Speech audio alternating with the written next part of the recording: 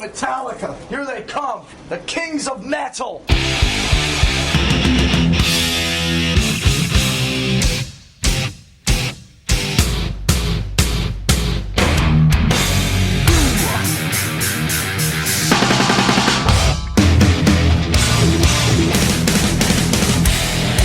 So fucking what? Hey everyone, this is Tom Quee here from Alpha Metallica, and you're listening to Metal Up Your Podcast.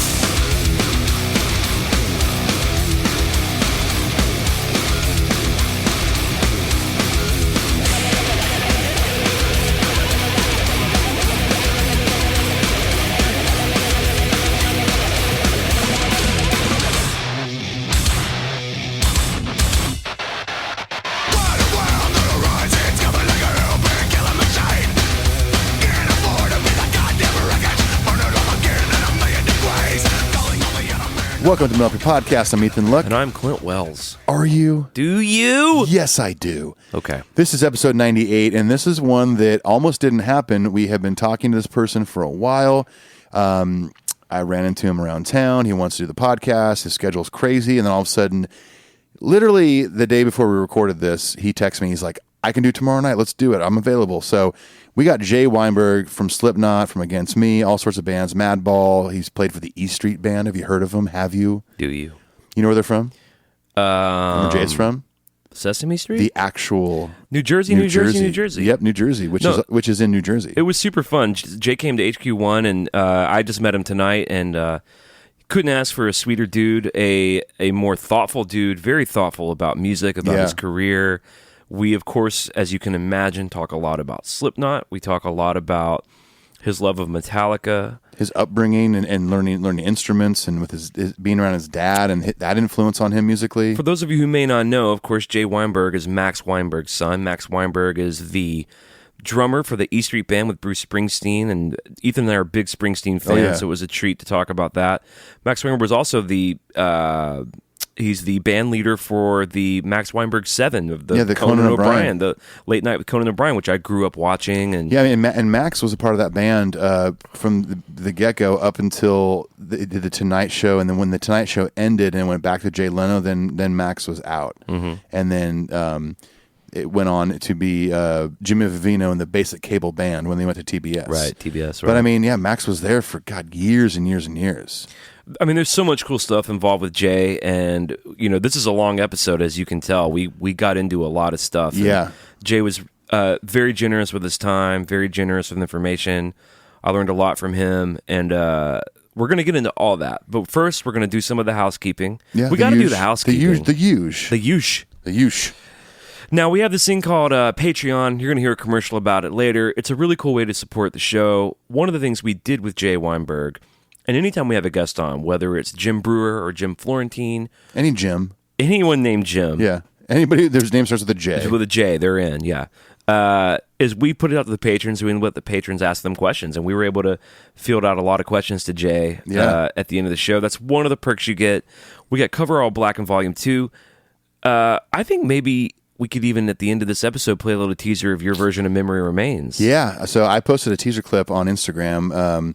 I did this kind of creepy but heavy reggae version of Memory Remains, and I'm really excited about it.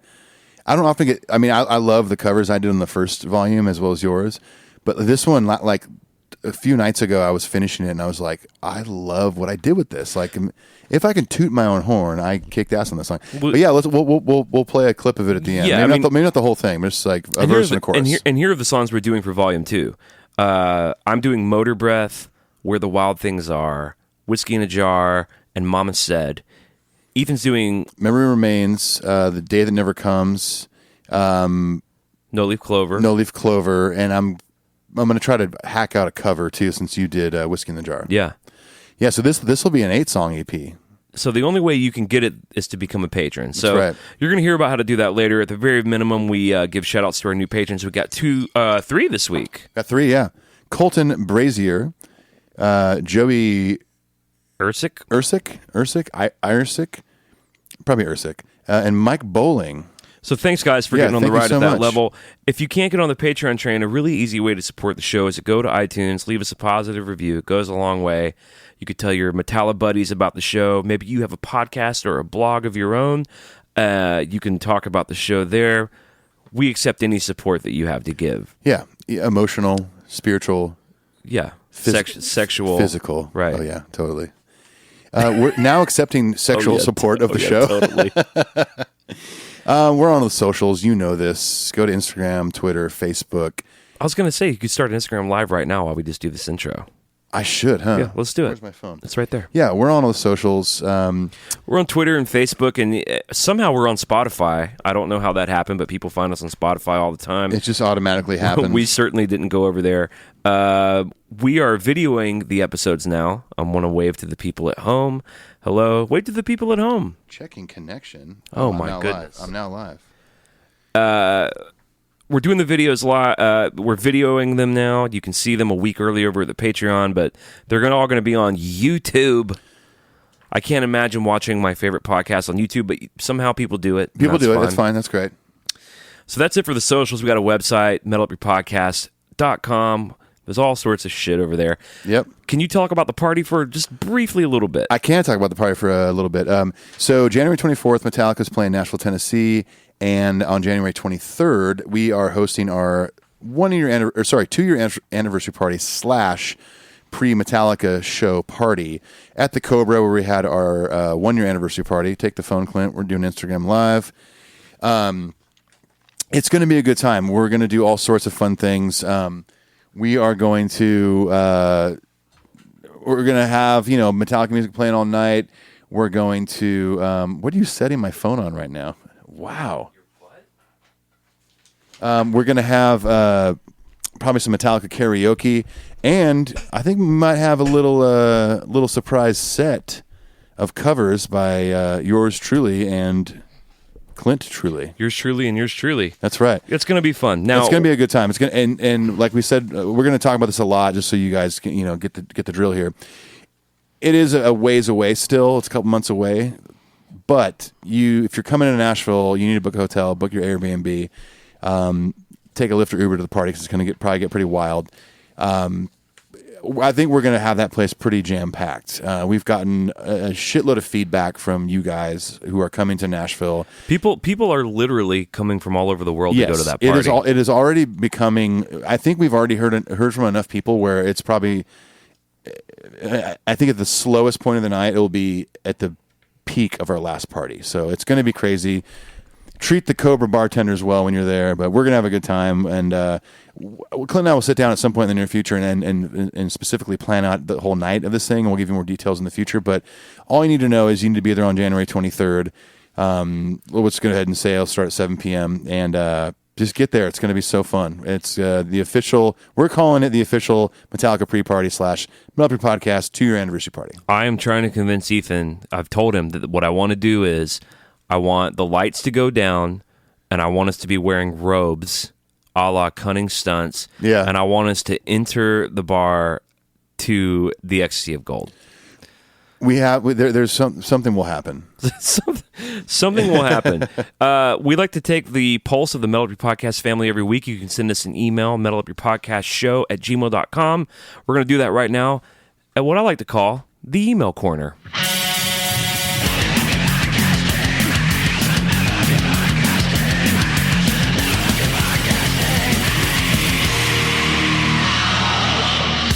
All right, our first email is from Louis Lima. Hello, boys. I think he means, hello, boys. Louis Lima here. Oh, my fucking God, Metallica does know ya. Well, Lars and Kirk already. Hope you interview at least one of them in the Nashville gig. A boy can dream. What an amazing episode, and thanks to the almighty Chris Urgis, who shared his experience with Metallica. Keep rocking the world, brothers. It is quite a surreal thing to know that the boys know of the podcast. They're aware of it. They've heard about it, and everyone's talking about it. It's gonna be huge. Have you seen the polls? Yes, I have seen the polls. Yeah. Everyone go vote, by the way. Yeah, go vote. For God's sakes. You can vote now, early. Voting early is really important. If you Just don't get it out of the way. If you don't vote, you don't have a you don't have. To me, you shouldn't be able to talk about your thoughts on anything political. Just fucking participate in this. I think this should have happened. Blah blah. Did you vote? No. Well, shut up. Go vote. Rock the vote. We'll end that by saying rock the vote. Ryan Interlead writes, "Hey guys, I was wondering if you were listening to the remastered version of Countdown to Extinction or the original. I have the remastered version. There were a few parts I noticed when listening to the podcast that don't sound the same." It was the original. Mine was. Well, it was MP3s that you sent me. Yeah, the MP3s that I have for Countdown to Extinction are what I imported from my original Countdown to Extinction CD when I first got an iBook G3. Okay. So that'd be the original, not remastered. He says, anyway, I'm glad Clint's giving Megadeth a chance, as I really enjoy a lot of their songs. He might enjoy something like In Game better. My favorite's definitely Rust in Peace. As for Slayer and Anthrax, I never really got into them as much because of the vocals, which is strange considering that Dave Mustaine doesn't have a great voice. I guess I'm just used to it now, and it would be weird if it didn't sound that way. Thanks. You're welcome. I wasn't expecting it to end right there. I know. We can switch pages. Well, we're going to do... I don't know what we're going to do next. We're going to do a Slayer record, I think, next. It's your choice. We're going to do all these records. Yeah, we're going to do as many as we can over the course of the next 10 years. That's right. It's going to be awesome. That's right. Yeah, it is fun. I'm glad you guys are enjoying it. And we got a lot of good feedback on the Countdown to Extinction We did get episode. a shitload of good feedback. Yeah, about that. so it'll be fun to go through a lot of other ones. And it might have been just good feedback because of Mustaine. I don't know. But we're going to go through everything, Among the Living, Rain and Blood. Persistence of Time. All sorts of good stuff. Yeah, I'm excited to start dipping into some Anthrax. Totally. Yeah, totes. Oh, my God. Who's texting me right now? What does that say? Went away. Oh. It's probably not important. Next email is from Tim Brown. He says, I just wanted to send a quick email that the intro to your show is fucking sick. I'm not sure if anyone else has gushed over this in an email, but the editing of all the riffs chronologically by album is superb. The transition from Creeping Death to Master is stellar.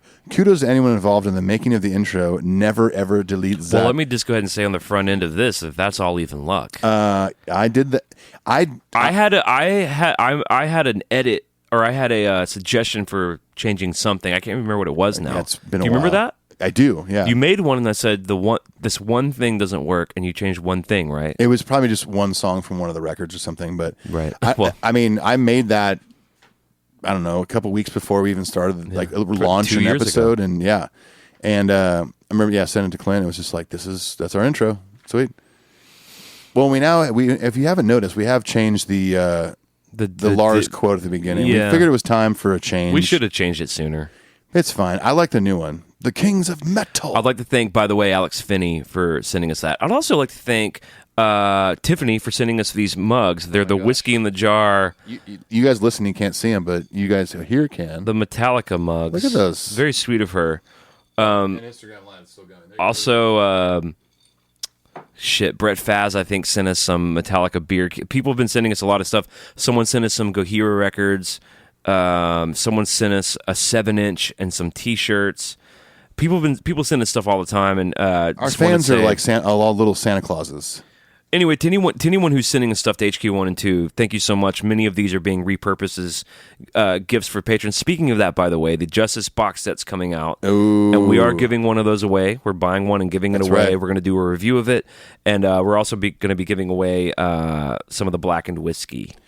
This is correct. So don't forget that. And you can get involved. We have like 160 or so patrons, and we're going to be doing those contests for patrons. So anyway, and some of the things that we've accumulated from the generous mailings of our fans, including STDs, you can send that's some physical support. You can send a single herpy in a very tiny vial, manila envelope. Yeah, just one herpy. That's all it takes, man. Our next email is from Tim Rasmussen. Hey, brothers. Oh, he says brothers. Oh, brothers. He says, so long since I've mailed you Reader's Digest loving Psychotrons. How does Psychotron go? Psychotron. Not bionic. Or what does he say? Not bionic. Not a cyborg. Not bionic, not a cyborg. What's the next line? I'm Psychotron. He says, I've been falling behind with the podcast due to not being able to listen to it at work at the moment, but I'm catching up bit by bit. Cool that it's going from strength to strength, which is a nice little Pantera reference. Yeah. And I'm definitely giving the filmed episodes a thumbs up. Seriously excited for your Ray Burton episode. Can't believe the boys and their management haven't contacted you yet for some podcast spots. It'll happen. No one better interview them. That's very sweet of you to say.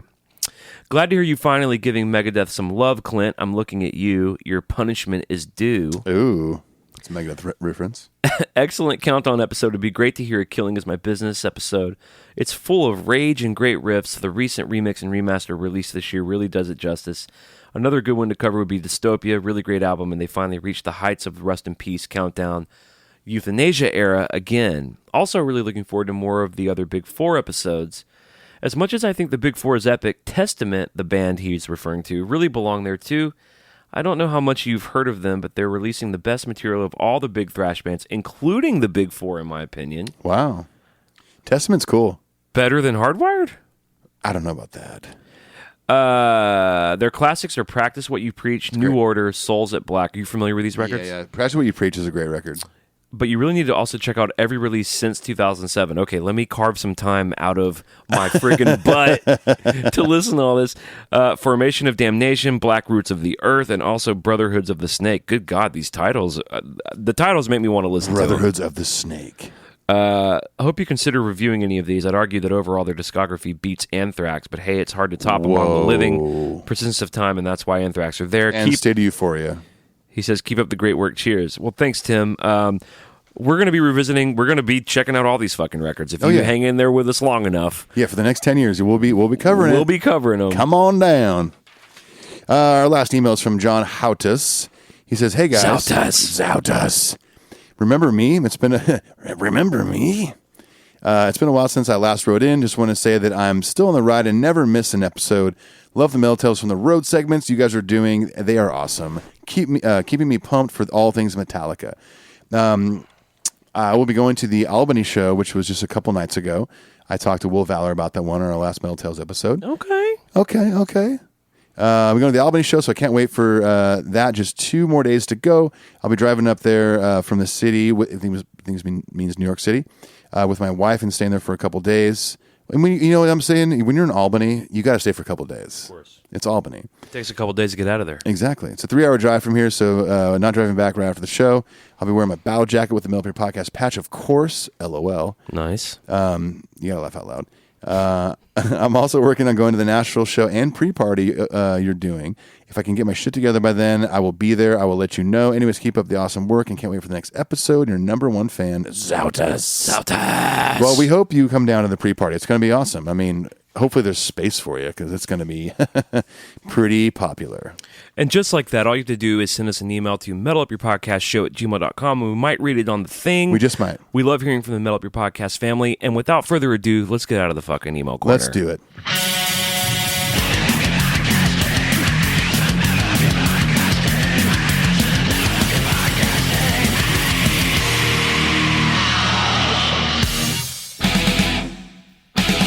Hey, this is Ethan and Clint from Metal Up Your Podcast, and we want to talk to you about something we love called Patreon. That's right. Patreon is a way for fans of the show to give back to the show, to donate money that helps us in quality and content. And not only that, but we've actually come up with all sorts of fun incentives to give back to you for supporting the show. Exactly. For instance, if you donate $5 or more, you get access to Cover Our World Blackened, which is the official Metal Up Your Podcast Metallica cover EP. That's right, and that's the only way to get it. In addition to the EP, we also give you priority email access, meaning we'll read your email first on the show. We give you early access to Patreon-exclusive merchandise, Patreon-exclusive giveaways, and any other side projects that Ethan and I might be involved in. There's all sorts of things you can look at on there and you can donate to. Go check it out. Patreon.com/metalupyourpodcast. How do you spell that, Clint? Patreon.com/metalupyourpodcast. And if you really think about it, $5 a month for an entire year, that's really just like a cup of coffee a month. So go check it out. Thanks, everyone. Peace. Adios. All right, I'm ready to hear from Jay Weinberg. I am. We're fresh off just talking to him, and anything we need to say do we need to read his credentials? I mean, most of you know Jay Weinberg, son of Max Weinberg. We kind of talked about the beginning of the show. I mean, he's played for Slipknot, played for Against Me, played for Madball. He's done all sorts of cool stuff. At one point, he filled in for his own father in the E Street Band. That's crazy. Yeah, it's cool. Good, man. He's a great dude. We talk about how me and him met years ago on Warped Tour and all that we'll get into in this bit of the episode. But yeah, we can't thank Jay enough for taking the time out of his evening to come over to my house and HQ1. And It's a long one, but we hope you enjoy it. Yeah, and lots of love and respect to Jay for whatever he's got going on the next few months. I know he's going to be busy, and without further ado, here we bring you Jay Weinberg. Here it is.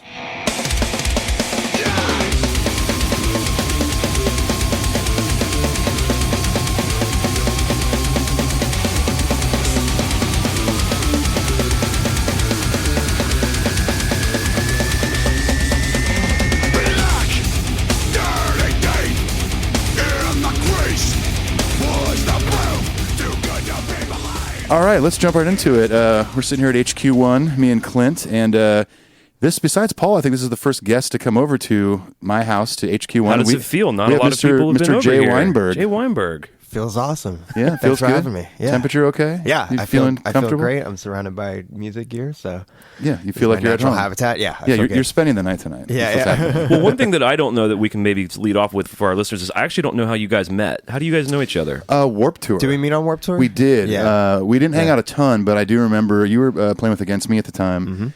And I do remember, I think, being in catering one day. Your hair was super short. Yeah. You were, how old are you on that tour? That was 11, I think, right? I was 20. 20. Yeah. And I just remember walking up to you because I think I just watched your set because we were on like the stages next to each other. And just walked over and said, "Hey man, great drumming, love watching you play with them," and blah blah blah. Yeah. We didn't hang out too much on that tour, but I watched you guys and stuff. And I mean, that tour is such a crazy, like, that was my first and only Warped Tour. Right. Man, just every day, like, not knowing what time you're gonna play until you wake up, and sometimes you play right when you wake up. Yep, and it's a bummer. That whole tour is just like constantly like readjusting to your surroundings. So it's kind of an insane, like, that whole punk rock summer camp, but like you're just constantly sweaty, constantly like tired, constantly hungry. Yeah, there's like two. Are you describing me just every day now? Yeah, we're describing Clint. Yeah. There's like, I think literally 2 or 3 cities where the weather's actually good. It's like one or 2 California dates and maybe a Canada date. Yeah, everything else is misery. We took off the middle like week, and we got back to the tour and heard that like somebody died at one of the shows. Oh, like I in remember Pittsburgh that. Or something, Yeah, Cleveland or something. Yeah, like someone that. got like crushed or Awful. something. I can't remember. What Heat something, maybe, something or other. I hate those stories, but like, yeah, I mean, it was a. Otherwise, it was a great tour. And you play like a 30-40 minute set, and the rest of your day is just kind of like hanging out and stuff. So you really like, you can just like throw all your energy into 30-40 minutes, and the rest really are kind of can, just like hanging out. And it was a cool tour, but that's how we met. But we didn't hang out too much on that tour. Didn't hang out a ton. It might have even been towards the end of the tour or something. But and I don't think it was until you moved here that we ran into each other at the Dropkick Murphys show. Yeah, on the little VIP balcony because we're pretty awesome. Of course, naturally. I think Clint was down on the floor or something. Probably dying of heat stroke. That's right. Now, we ran into each other there, and I thought you were just in town or something, and then swapped numbers and had a little cuddle and things. Little side hug. Little side hug. Yeah, and then we just run into each other around town a bunch, and we've been trying to work this out for a while, and finally it happened. Hell yeah, finally works. Yeah, but that's kind of how Nashville has been since I've been here. Like I moved here 3.5 years ago. Yeah. And it's always been like that. Like just kind of always. I knew that I would come down here and there'd be kind of a bed of creative people, especially with like the Warped Tour kind of family of people and the Fort Finney camp and stuff like that. Like all those friends are here. Right. So I moved down here kind of knowing that would be kind of like my starting off point of like, okay, I know these people that live down here. But really it was kind of a fresh start coming down here. But yeah, it's so much of that. And that's what I love about it is that much more so than I felt in New Jersey.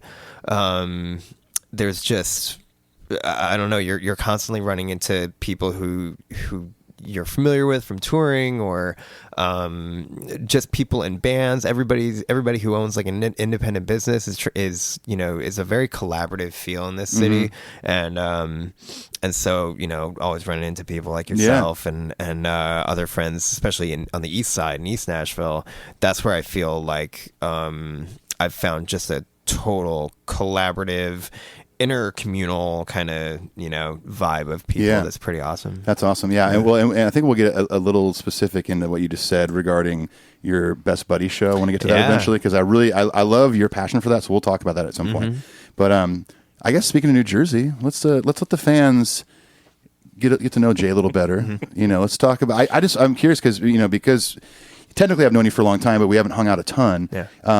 But just about kind of your upbringing and growing up in a musical family surrounded by music, I'm sure, with your dad, and at what point you started playing drums, and kind of give us a little bit of insight on that. Yeah, the drums didn't come till later, but music was always a part of my my life, my upbringing. Like, I didn't know that my dad was in a band until I was 9 when they got back together. But it always kind of been in our house, and my mom raised my sister and me mainly on like classical music. She showed us a lot of classical, and didn't really know what rock and roll was until.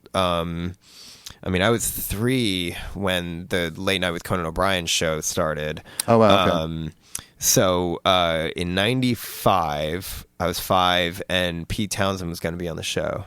And my dad had told my mom, like, oh, we got to bring the kids to see, Pete Townsend or whatever. And she's like, well, they're not going to care who Pete Townsend is. They don't know who the Who are and all that. So they're like, okay, well, we got to introduce them to this kind of music and stuff. So that kind of quickly began my education into just rock and roll, just listening to the Who and the Stones and the band and the Beatles and Bob Dylan, stuff like that. And the Who was my favorite band when I was like 5. Yeah. Quadrophenia was like the only album I would listen to. I made my parents play that every day in the car. Awesome. My first show that I ever saw, I was 5 years old, seeing the Who do Quadrophenia. Wow. Who was drumming? I believe that would have been Zach Starkey. Yeah, I'm pretty sure. Back in 9. Wait, was he with them in 95? I don't know. I know he did it. I know that Ringo's son played for them. I don't know if that was 95. Yeah, I know he still does. Yeah, that's recent. When I saw him a few years ago here, he was playing. Yeah, he's a badass. Oh, he's great. But I don't know if that was him back then. I remember, like, I have a pretty vivid memory of like just being there and watching like their intro video and stuff, and then playing that album. I believe Billy Idol came out as Cousin Kevin and stuff. Like, it was sick. It was rad. I remember being like on my dad's shoulders, like with my fist in the air. Like I kind of have this vision of like Madison Square Garden watching. What a band for you to have been into several years before you would even play drums. Like, exactly. Prescient with the Keith Moon cloud hanging over it. Right. Yeah, many years actually before I started playing drums. Right. Because that was like when I was 5, and I didn't gravitate towards music really first. Like I got a guitar for my 9th birthday. Remember what it was? Yeah, it's a Telecaster. I still have it. I still like what I write on and stuff. But yeah, so my dad got me a guitar for my birthday, but then I took lessons from the guy that was like, in the town over. And it made it like school and playing scales and shit, and I just like didn't want to do school after school, so so I kind of put it away, and around that same time I started playing hockey. So hockey actually kind of like came before everything. That was okay. I didn't realize you were like been a hockey like guy that long. So I know that you're always going to Predators games and stuff like that. Yep. So growing up in New Jersey on the East Coast, there's so much of hockey. There's so much hockey to play, and I grew up like in a town over from a really good rink. So started playing travel hockey at a pretty young age.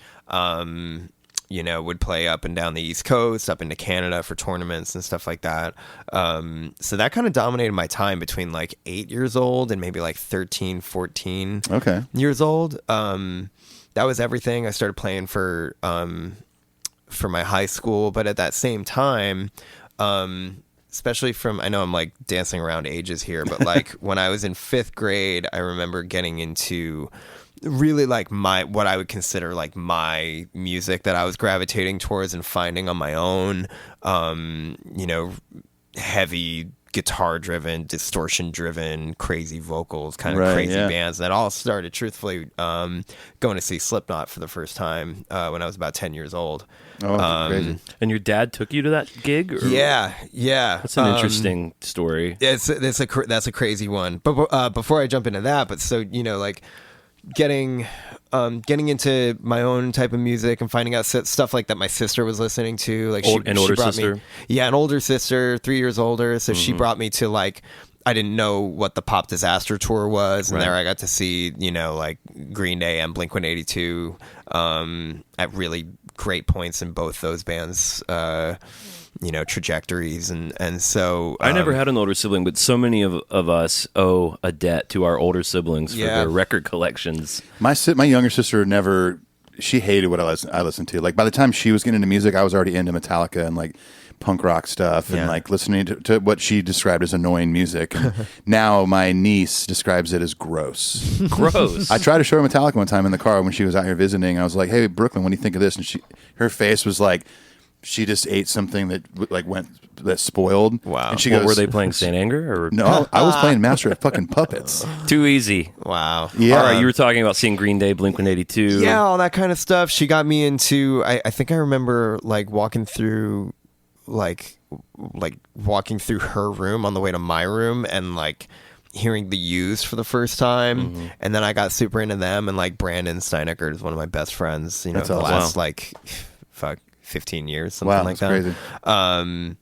So yeah, that's when I started to really kind of find out what I wanted to know about music, but I still didn't pick up, played bass a little bit, but then still took lessons, made it like school, and I just was over it. Yeah. So drums didn't come until I was about like 14 or 15. Okay. Wow.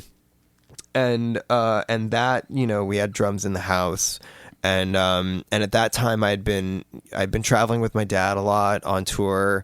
The E Street Band got back together when I was 9. So they, a great thing that I was fortunate enough to be along for the ride for was like when they got back together and they did this big reunion tour and then did several albums like one after the other. Right, yeah. When they would go, good albums too. Yeah. We would go, they do like big summer stadium tours in Europe and stuff. And so right before summer, maybe for like a month or so, my mom was a high school teacher. So my school would be cool with like her road schooling us, so to speak. Wow.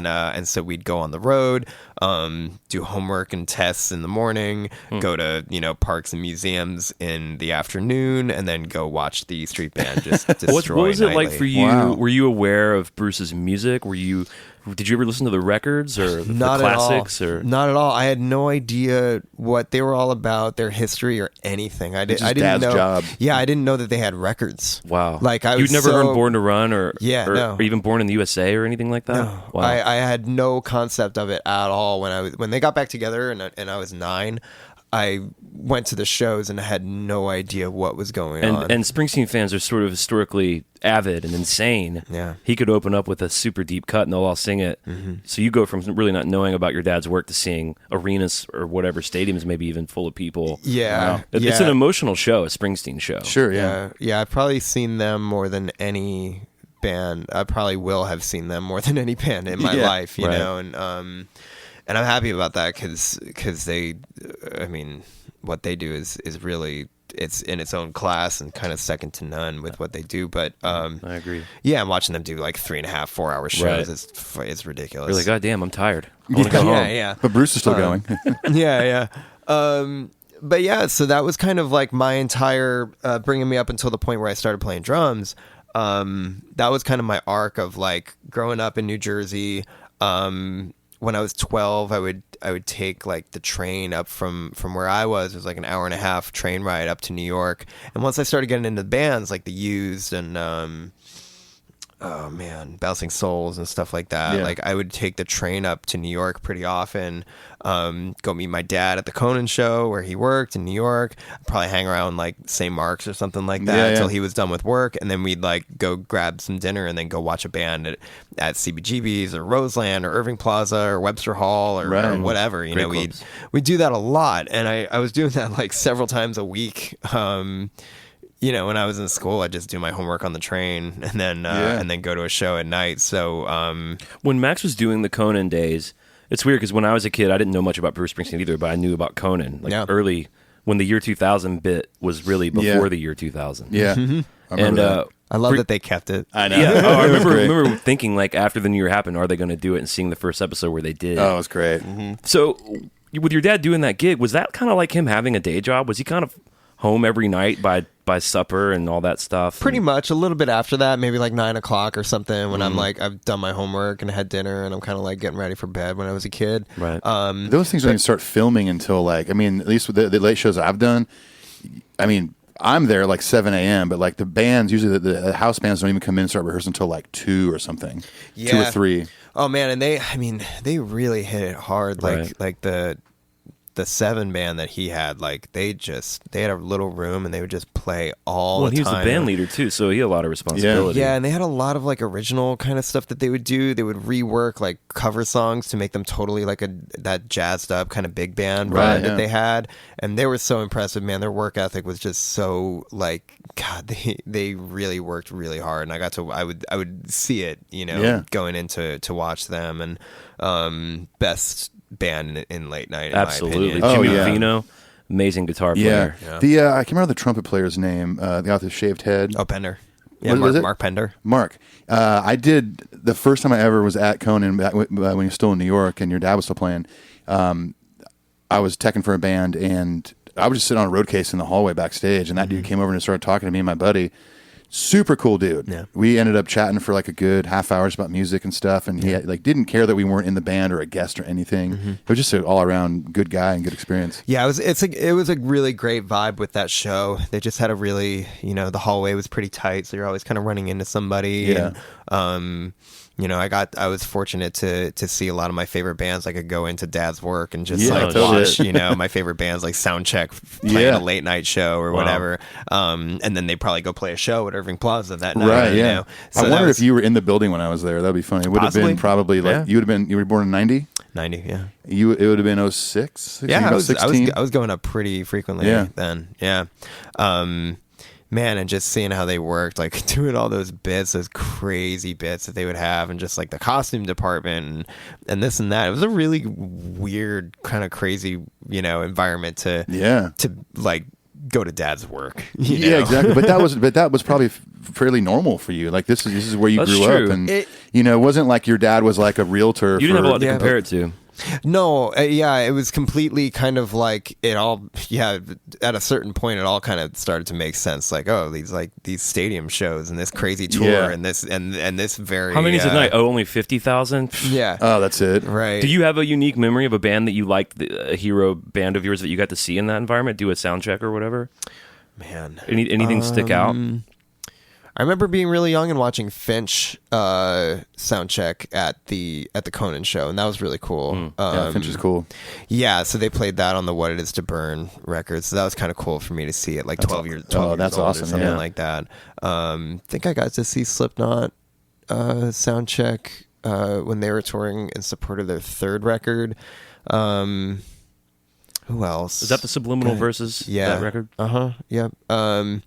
So a lot of bands. I would see a lot of bands and watching them, and just kind of chilling in the green room, just kind of, I don't know, just kind of taking it all in as a very impressionable young kid. And but that was a lot of my upbringing, was just kind of like these really crazy scenarios that would be totally like avant-garde or like a little much to handle, I think, maybe for anybody else. But the fact that I was around it for, since I was a kid, and that I was like touring with my dad and his band for a while, it all started to be like, why wouldn't this happen? Right. I was kind of used to like some crazy scenarios, or at least just being around it, not being involved, but just trying not to get in the way, of any road cases or whatever. Were there other band members or crew members' kids also out too? Like, did you? Yeah, with Bruce, a lot of the guys in the band who had children, after they split up, I believe,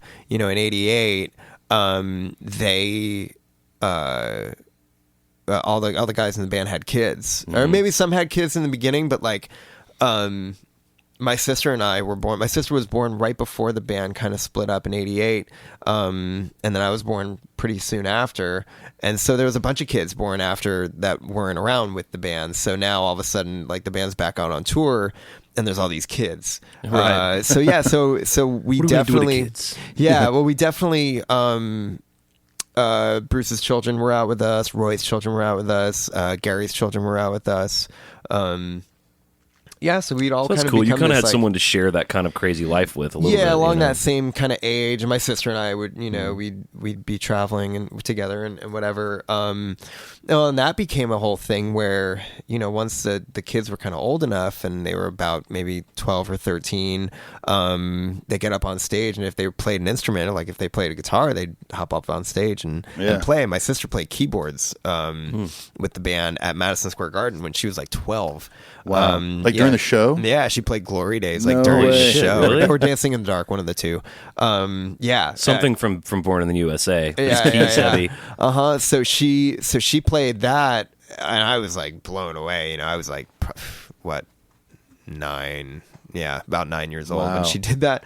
You never thought you might one day do something similar? Well, the thing about that was that it was like, okay, I play guitar kinda, I play bass kinda, but when I started playing drums when I was like 14, I was the last of all the kids of the guys in the band who hadn't done it yet, who hadn't gotten up on stage. And Was there maybe some pressure almost? Like if you're the last? there was none for me because I thought it just couldn't be done, because it's just like, well, I play drums and I'm not going to get up on stage with them, because if I'm messing up, you can't just like duck me in the mix. Right, You exactly. can't just like bring me down and try to hide me. Totally. So I was just like, well, I'm just never going to get up there. And I was fine with that. But my dad kind of, threw me under the bus a little bit. And he was just like, you just got to do it. You just, play one song with us. And we did it at Soundcheck. I played one song with them when I was 17 at Soundcheck, Born to Run. Okay. Awesome. You say at 17? Yeah. Okay. Uh-huh. And it was right when I graduated high school. Spent the summer touring with like my quote unquote touring with my high school band. We played from New Jersey down to Florida and back. Yeah. And getting ready to go to college and figuring out, that band pretty soon thereafter disbanded. But yeah, I played a song with them at Soundcheck, and then Bruce was like, well, that sounded great. Let's just do it during the show. and yeah, that was the first time I'd ever played on a stage that big. It was Giant Stadium, right? Yeah. Uh-huh. Can you? And so you ended up playing that night? Yeah. No way. Yeah, it was like August or July of 2008. Right, one of the most beloved Springsteen songs of all time. That's crazy. And oddly, strangely, one of the only ones your dad didn't play on the record. I believe the only song. Isn't that unless there's crazy? a song without drums on that record. Yeah, I that's believe. crazy. Yeah, Boom Carter played drums on that song. I believe, I'd have to have my facts checked, but I believe that they did that song like over the course of a really long amount of time before like the rest of the songs, because Boom played on that song, and then my dad was on the rest of that because I think he came into the fold after that song was done. I think it was a Jimmy Iovine thing, like just wanting to taking 6 months to engineer a vocal. Yeah, right. And so everyone got, I just think for whatever reason that day he wasn't there or something or around. Worth it to take that long. It's a great song. Totally. Yeah, no joke. Yeah, Totally. in that case for sure. Yeah. In the case of Chinese democracy, not so much. Looking back and being honest about your performance, how was it? I think it was good. It was solid. Pretty good. We Is got it through on YouTube? It's probably on It's YouTube, on the right? YouTube. It has to be. We'll have to find it. It's all over the place. We'll be the judge but, of that, Jay. Yeah, but we did it, and I Take was a like, poll. "Fuck, I did it. I don't have to ever do it again. I get to say that I played Giant Stadium and this and that, and it was a great moment. Especially, I mean, just for like me and my dad, or me and my family. Yeah, for sure. Yeah. Him being able to go out front for a second and watch his band play. Yeah, with is that what he did? He kid went on out front? Yeah, he like stood on the edge of the stage, on the edge of like the catwalk, kind of, and just watched us like taking it all in. Like, what is this? Yeah, And, because being in the band, you're never going to get that perspective. No, he hadn't had that perspective in 40 years. Yeah. Right. So But it's the only reason he had a son. yeah, One day, 17 years later, he'll play drums, and I'll be able to Yeah. watch us play one song without me. And I had been playing drums for about 3 years at that point, and played that song. Started college, and pretty soon after that was this scheduling conflict where Bruce had scheduled a European tour to start the day that the late night show was transitioning to the Tonight Show. So they had been off for a while in preparation to become the Tonight Show. Everybody was going to go out to Burbank, and it was going to be an hour earlier, all that. So my dad kind of had to be at the beginning of that, and that opened up this kind of weird scheduling conflict where he had to be in two places at once, and that I think kind of set off a light bulb maybe in Bruce's head of like, well, his son played one song with us, maybe he could learn like maybe 500 others. Yeah, exactly. And yeah, so he asked my dad more as like a father instead of, I think, the band leader and the songwriter and singer, like, I think just like, would your son like crack under that kind of pressure? Yeah. I mean, I was like, I don't know. It's the only one way to find out. Yeah, pretty much. So Yeah, tell us about that combo. And this is you were still what, 17 or 18? I was 17, just about to turn 18. Yeah. Wow. Yeah, I started school. So I guess I was 18 at this point. So I started college in Hoboken and just playing with a bunch of bands in and around New York and doing school full time. And it was only a couple months before I got a call from Bruce asking if I'd be interested in doing that or think I could do that. And that was the first you heard of it, was from Bruce? Yeah, my dad kind of put it to me. He's like, I don't know what we're going to do, but this is kind of happening with my schedule and with Conan and with this tour. And he's like, we don't know what we're going to do, but he's like, I'm not going to lie to you. Like, your name has come up and we're talking about maybe you filling in. He's like, don't get your hopes up. I don't know if it's going to be what they would want to do or whatever, but this very well could happen. Like, because it seems like on previous tours where there may have been conflicts, Jimmy Vivino would just sort of run the show.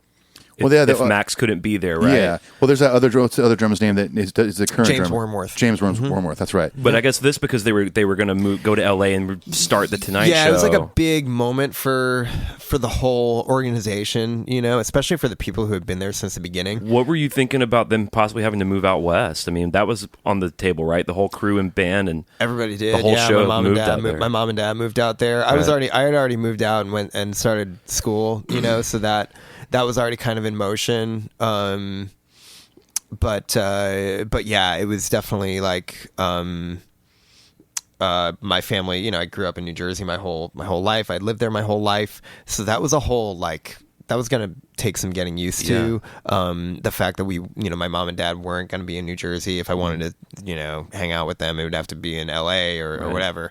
But that stuff happens, and we we got used to it. However we have, and all of our lives, my nuclear family, like we've just gotten used to it at this point. That it's a really rare thing for the four of us, the five of us now with my brother-in-law. Like it's hard to get us all in the same room. So they stayed out there. Is that the deal? When the Tonight Show happened, but it was pretty short-lived. It was only like 2 years before NBC, the whole thing with I actually Jay thought Leno. it was less than 2 years. Yeah, maybe it was. Yeah, maybe. Yeah, so they didn't stay in LA. They moved back to New Jersey, I think, while I was still in college, and then when I started touring heavily with other bands. And then now they're in Florida, so they moved from New Jersey to Florida and stuff. My sister's in DC. She's like a reporter in DC, and so yeah, we were kind of all over the place, and we kind of always have been, kind of always have done our own things, right? Especially when I moved out and went to college, but Bruce calls you and kind of says, we might want you to do the thing. What do you say? He just said, I'll never forget. He called me and he was like, he goes, as you know, I have this band, and in this band we have the world's greatest drummer. That's so cool. Yeah, and he's like, this world's greatest drummer has a scheduling conflict, and when I asked him how we can maybe resolve this scheduling conflict, he gave me your name and number. And so he always talks like he's inducting someone into the fucking Rock and Roll Hall of Fame. I know, totally. He's such a great speaker, dude. Yeah. That's so He funny. is. He is. So yeah, that was kind of the conversation that we had about just kind of like strap in for all that this is going to entail, and it's going to entail a lot. And I basically never stopped, I never stopped learning the entire time I was doing it. It was like a constant growth process within that machine, and Right. constantly learning other songs. And God, we played so much. But And was it a deal where sometimes, I'm sorry to interrupt you. No, you're good. Was it a deal sometimes where Max could make some of the show? yes, Where you would play maybe half the show? they integrated me into the show, yeah, because it's kind of a lot to ask of anybody to go from playing, from never playing a show like that to all of a sudden playing a 3.5, 4 hour show. Especially, it's a different set every night, right? Or- Yeah, completely. So that's- Yeah, and I've always heard too. Actually, a very, very close friend of mine texted for your dad for a number of years. Matt Payne. yeah. Payne. Oh, Matt's awesome. Yeah, Yeah. I met Matt when I first moved here in 01. Right on. We've been close ever since. But yeah, he would tell me all sorts of crazy stuff, like everyone, especially your dad, would have to watch Bruce's foot when the intro to a song would start because he's setting the tempo. Stuff like that. So you're always constantly watching whatever Bruce is doing. Yeah. he's he's almost like he's the band leader. He's conducting. Yeah, it's like a flying V. Like everybody's kind of just following him. Yeah. But there is a them. set list. Do you get a set list during the day? Yes, maybe like 30 minutes before hitting the stage. 30? And then, he could change the song we're going to open with walking to the stage, It sounds like Eddie Vedder. For those of you out there who have never done anything like that, that's what it was like touring with Bob Schneider. I toured with this guy named Bob Schneider. It was like that. I would beg him just to tell me the first two. Just let me know the first two so I know what we're getting into. Yeah. That is very difficult to do. The whole middle of the set was just question marks. He would just decide, hey, because everyone has to know every song. Yeah. I mean, did you have to learn it basically his entire catalog? A lot of it. Yeah. Yeah, a lot of it. There was certain stuff that was kind of like, we're not going to play anything off this and whatever. So like you can focus on everything else. But it was a lot. Yeah. And I was constantly like I think every show day I was learning like 5 songs. Wow. And then we'd probably play 1 or 2 of those at sound check, and then maybe throw like one of those into the set, something Wow. like that. That was pretty. And then you eventually worked your way to where you were playing the full show. Yes. So they integrated me into the set. First, I'd come out for 1 song, and then like 2 songs at the end, and then I'd play the whole encore. Then I'd play like the last quarter of the set, and then I'd play the back half of the set, and then all the way till my dad was making an appearance, and then that led us all the way up to the date where he'd have to be at the Tonight Show. I'm playing the full sets. How did the fans receive that vibe? Tried to really not pay attention to it, because it was that. I mean, no matter for anybody, that's just an insane amount of pressure, to come into a band like that with such a history and such a rabid fan base all over the place. I didn't really that kind of instilled in me like the kind of state of mind that I've always had to have playing in like existing projects that have been around for a long time. Pretty interesting precursor for Slipknot, actually. Yeah, which is just kind of like, as long as the guys that I'm playing with on stage are satisfied with my contribution, that's all I care about. Yeah, totally. And I hope that it connects with the audience that has existed for the E Street Band or for any band that I've played with. That's that's of course like you hope to carry on and contribute in a positive way, that you feel like people who have connected with a certain band for a while and it means a lot to them, because I know what that feels like. Like I'm a fan of music and I'm a fan of bands, lifelong fan of bands, and so when a change is made or whenever something like that, a new person is introduced to a group or whatever, it's a dynamic shift. You're changing a certain percentage of your band, and your sound, your attitude, your vibe, your whole thing. So with me, it's kind of like, I gotta believe that, like, okay, if this person is asking me to play in this band, it's because there's something, I suppose, in my playing that they see that's a strength or a characteristic that could bring something positive to what they're already doing. And I just got to go with that and just kind of be myself, not chase, my dad and I are completely different drummers. You couldn't get two. Oh yeah, absolutely. You couldn't get two more different drummers, and then to have two people playing for the same band pretty much at the same time, splitting shows. That's an interesting thing, and I think I've spoken with him about how it made him. Because now after that experience, we had this really like interesting kind of dynamic shift as just being a father and son. Where I was going to ask you about that. I made him kind of like listen to his band with different ears. Yeah, because now I'm playing with my background and playing in metal bands in high school and stuff, and now I'm playing songs like Rosalita and whatever totally. and so it's like it's making him listen to what he's been playing for years and kind of recalibrate and rethink it. And he ended up becoming a much different player.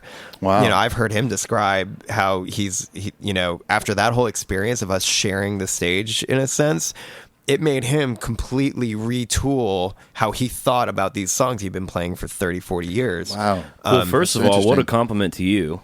Second of all, what a cool dude he must be to have his son come up, play it differently, with your own flavor, and instead of maybe being grumpy about that or defensive or whatever, he sort of went back to the woodshed and he wanted opened it to his mind a little he's bit. still wanting it to be better all these years later too. Yeah, and to watch that, because then I knew that whole experience had kind of like a built-in expiration date. I knew that he would come back to the tour and it would go seamless. This was just like this is a band-aid for that scheduling conflict, really. Right. So when he came back, and then I would continue to go to their shows and watch and stuff, I would watch him like play differently and take risks and play with a little bit more. Are there songs in particular that come to mind when you think about maybe how he plays differently? I think like maybe heavy a lot of like the energetic stuff that they would play, probably earlier on in their career.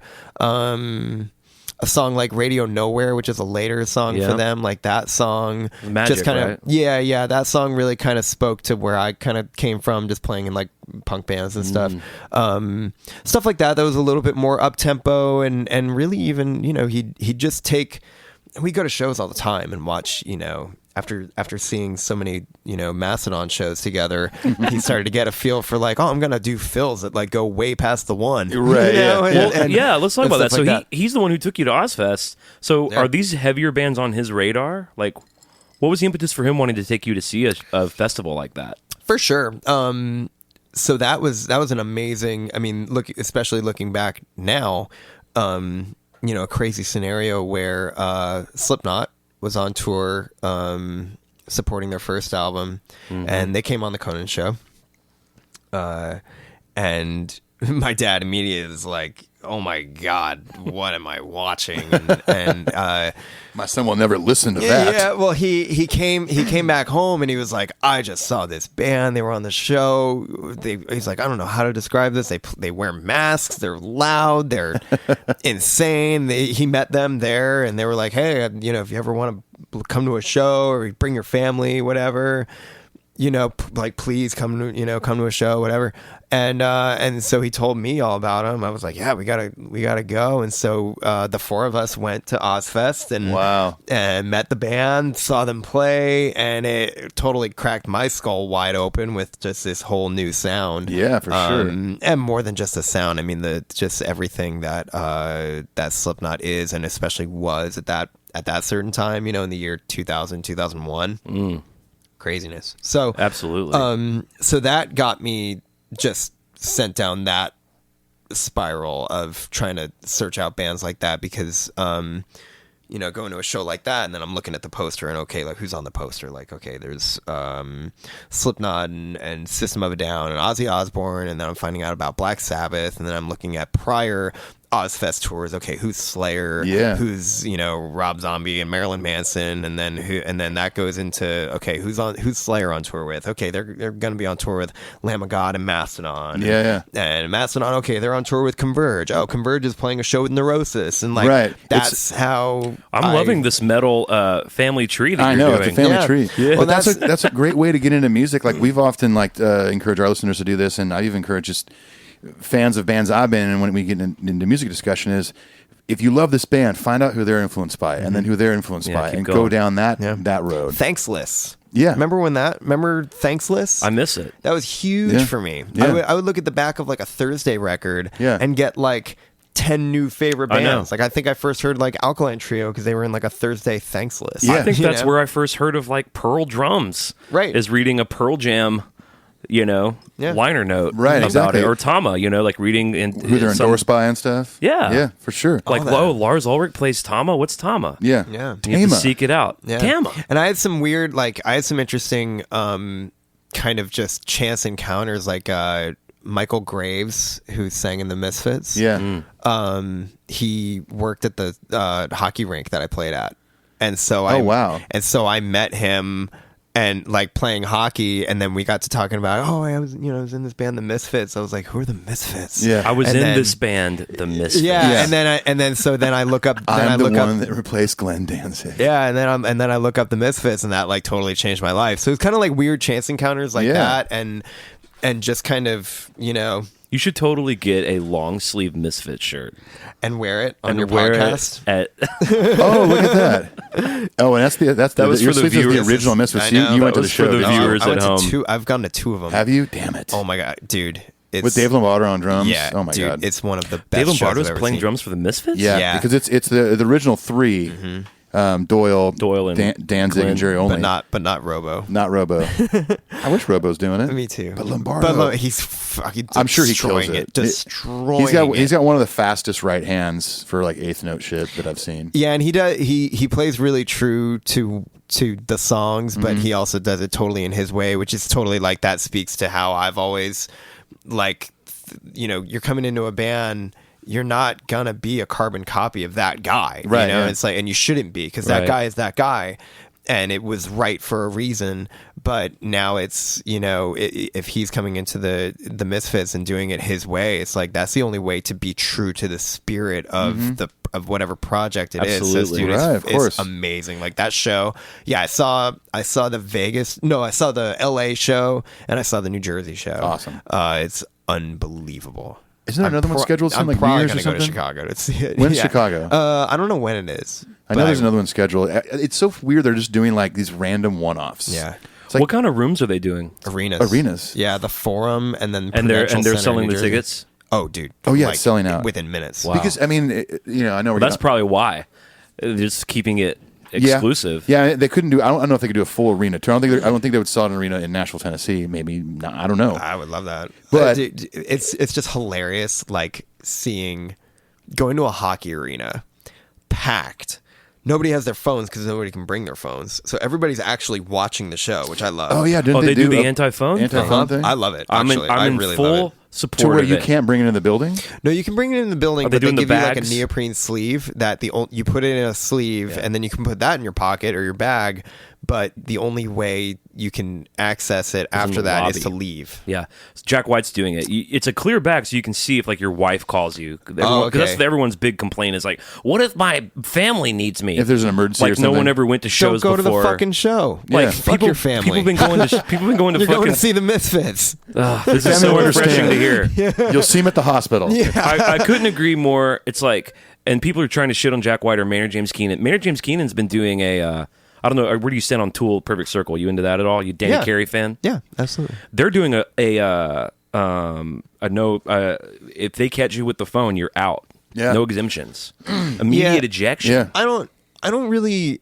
I don't know. I mean, that's pretty far, but for me, going to the first time I ever experienced that was at the Forum to go see Discharge, Alkaline Trio, and the Misfits. And I walked in, and I put my phone in this neoprene sleeve. It's all black, so you can't see anything. You couldn't see it. No, you couldn't see anything. But I love the idea of like talking to your friends before I had a cell phone and I was going to shows. It's like, all right, like see you at the snack bar after the band exactly. plays, and I love that vibe. And then you get like, I think it's also kind of like, like the lizard brain mentality of like we are all watching one thing, Yeah. and nobody's like distracted or Right, like yeah. looking through their phone or looking down at their phone. It's like this psychological thing of where everybody is turned. It's like when you're watching a movie and everybody's like, you feel all safe. It's like, nobody's gonna kill me because we're all happy and we're all smiling and looking at the same thing. Right. It's like, it was just the greatest vibe at that Forum show. That's awesome. And going to a hockey arena and seeing a band like They were so good, but play like minute and a half songs. Oh yeah, their songs And are just, so short. And just be like, yeah, this is the Misfits, and this is a Misfits show. It's like a 75 song set list. And it's like half just like feedback and sounds like. Oh yeah. But I was just like, this is a sold out hockey arena, and this is incredible. I loved it, man. How's Glenn sounding? I mean, amazing. Is it cool? I mean, Amazing. is it See, good? I've watched some videos. Some videos people did somehow, sneak a phone or do something. I've seen some leaked stuff. I saw people burning the case with I need my phone with now. lighters. At the end of the show, they were like burning the cases and then breaking their phones out and taping. my like, See, I'll God. accept songs. that because Yeah. that's so badass. I mean, at least you're committing to something like I'll take you're using that. fire to get your phone back. Yeah. But I saw some stuff and like he sounded great. It's You awesome. know, prior to that, when we were watching a lot of the Metallica 30th anniversary show stuff, when he got on stage, it was not the greatest. Well, he was just kind of running around a lot. He's out of breath because it's like just do the whole mother thing and stay there. Yeah. What I saw, man, he sounded, But he has such a on point. presence too that in some ways his vocal fidelity isn't really what's the most important thing. And It's the three of them you know. too, him and Doyle and Jerry, it's just like, dude,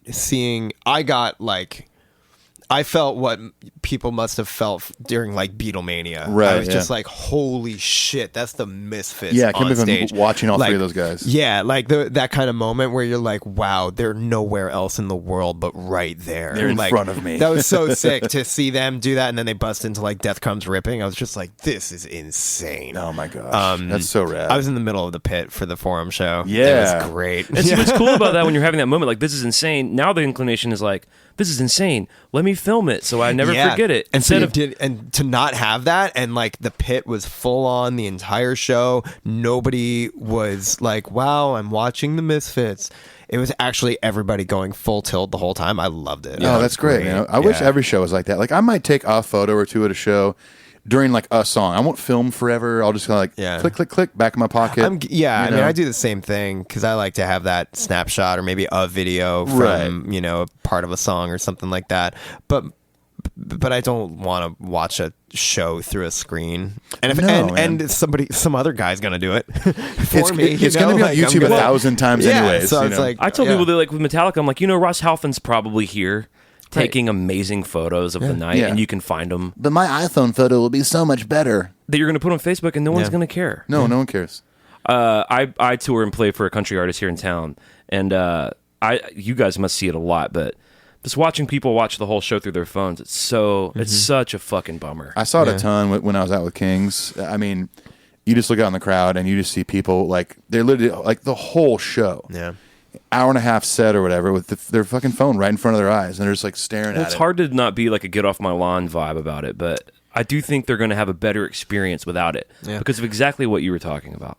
I can't knock any one way somebody wants to experience a show. If that's what you want to do and that's how you have a good time, I'm not going to knock it. But for me, I want to take it all in, and I don't want to waste a moment that is not going to be duplicated. I'm not going to. What am I going to do? Like look at it on my phone and be so stoked? Like, wow, this really shitty version of this show is on my phone. And, cool. And I wasn't really there. I was kind of half in it. I was more kind of balancing my phone in my hand.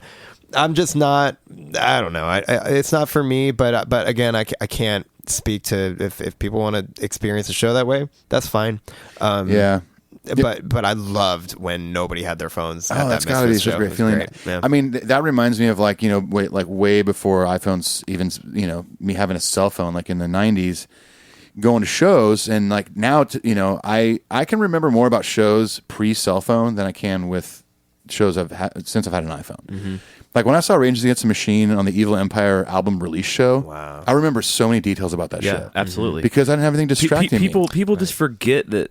But they just forget what it was like to be present. Yeah. When you're present, you soak it in and you remember it. Yeah. So you're more reasonable than me, and you're nicer than me. I want to. I do. I don't care how you enjoy the fucking show. Put it away. Whoever the guy was that made the rule at that Misfit show, I want to be that guy. I want to give that guy a Nobel Prize. Yeah. Can I? Is that possible? His name's Glenn Danzig. You think it was Glenn? You think that was like all top down? It was probably Glenn? a band decision, or maybe his decision. Like, hey, we don't want phones at this thing because it's such a big deal. People have been wanting. It's basically Jerry and Glenn they want them to get back together so bad and have for years. It made it special, man. Like Yeah. I was searching for videos from their first couple shows. I hardly found anything. Yeah. It was at those like Riot Fest shows, so you can't really do it there. Right. So, but like I didn't see anything about the show, and then when I finally was at the show, I was dreaming of what it would be like to see that for my whole life. See, that's another thing too. You got a band like the Misfits or maybe Tool, a band that's kind of shrouded in mystery a little bit. I think Slipknot's probably involved in that a little bit. When you kind of see the set list every night, you know, like if they have new masks or whatever it is. Yeah. It takes it all out of it when you've watched it all, a shitty version of it on YouTube. Right, yeah. Yeah, and there are some bands that it's just like there's just no medium that's going to translate anything of what the power of what their show is going to be like. Oh, yeah. Right. Some bands get closer than some others, but there are really some that are just on some other level where it's just like, I'm not like having their records and maybe a live recording or whatever, it kind of gets it. But like for me, I mean, like my favorite band in the world is Neurosis, and so it's like there's nothing that can touch actually seeing them in the same room, and like I can't.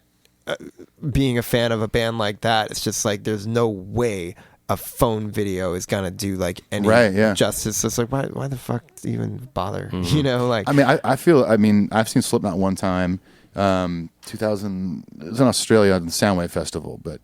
It was, I think, 2011 or something. But they're a band that I feel like, you could watch the video on your phone or live footage and stuff, and it's cool and it sounds decent or whatever. But seeing that show live was like, oh my God. Like, you have to be there.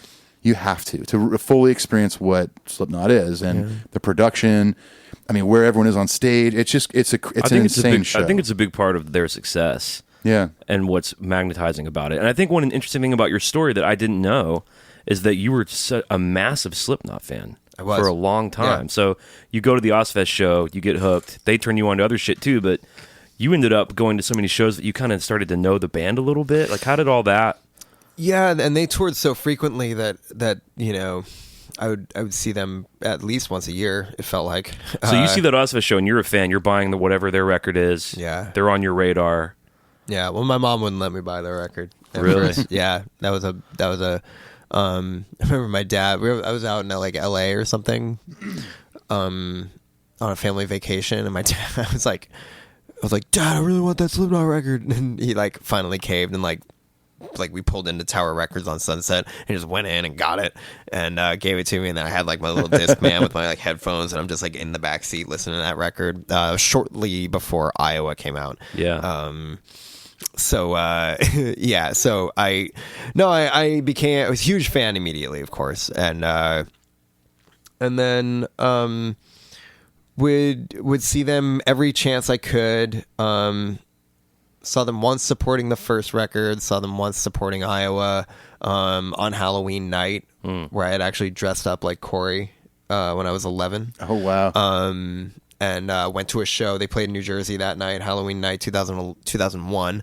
And that was Iowa? Think about that time in our country's history, like right. late October 2001. And up there, too. A band like Slipknot playing on the Pledge of Allegiance tour, singing People Equal Shit. Like, wow. Yeah, that's insane. Crazy. For an 11-year-old taking that in. Like, what kind of rooms were they doing on the Iowa tour? Hockey arenas. Yeah, they played Conan Airlines Arena, where we'd go watch the Devils play. Okay.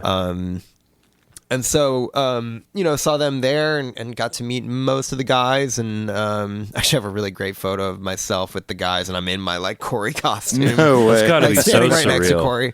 It was great. And then, I get into high school and saw them a lot, actually, when they had the Subliminal Verses out. I think I went to like 4 or 5 shows on that tour. And was that because they toured so much, or because you were? Because then were you traveling to see them? Yeah, well, then like seeing one show wouldn't do it for me. So I'm going to see them in New Jersey and Philadelphia. Yeah, or I'm gonna see them when they come back and play Atlantic City, and then I'm gonna this and that. So. So yeah, I kind of became a little bit more mobile, a little bit more able to like just really throw myself into kind of studying that, and was learning more about bands that they would be on tour with, Lamb of God and Shadows Fall and stuff like that. But so yeah, they for all intents and purposes, they saw me grow up from being a child, and I've known the guys now at this point. I've known them for about 18 years. Well, and this was all due to the intro from your dad, essentially, right? Exactly. Like your dad seeing them sound check at Conan and taking you to that. So when you were show. able to go to a show, you were able to say hi to him at least. Yeah. I met them the first time I'd ever seen them. My whole family did. My mom did. My sister did. Right. Hello, and we Mr. meet them. Clown Mask Guy. Yeah, well, we met. It's funny because Clown's son, who also has worked with the band, I met him when he was 6. I mean, I was like 9 years old, and I think he was 6, and he was on that tour. So we got to meet them, and my mom got to she kind of was afraid of it, but was also like, oh, okay, these guys they have families. They're not they're normal. Monsters. They're fine. They're not demons. Yeah. So, so she was like, okay, I can get behind this, and it's art, and it's it's theatrical, it's intense, but it's all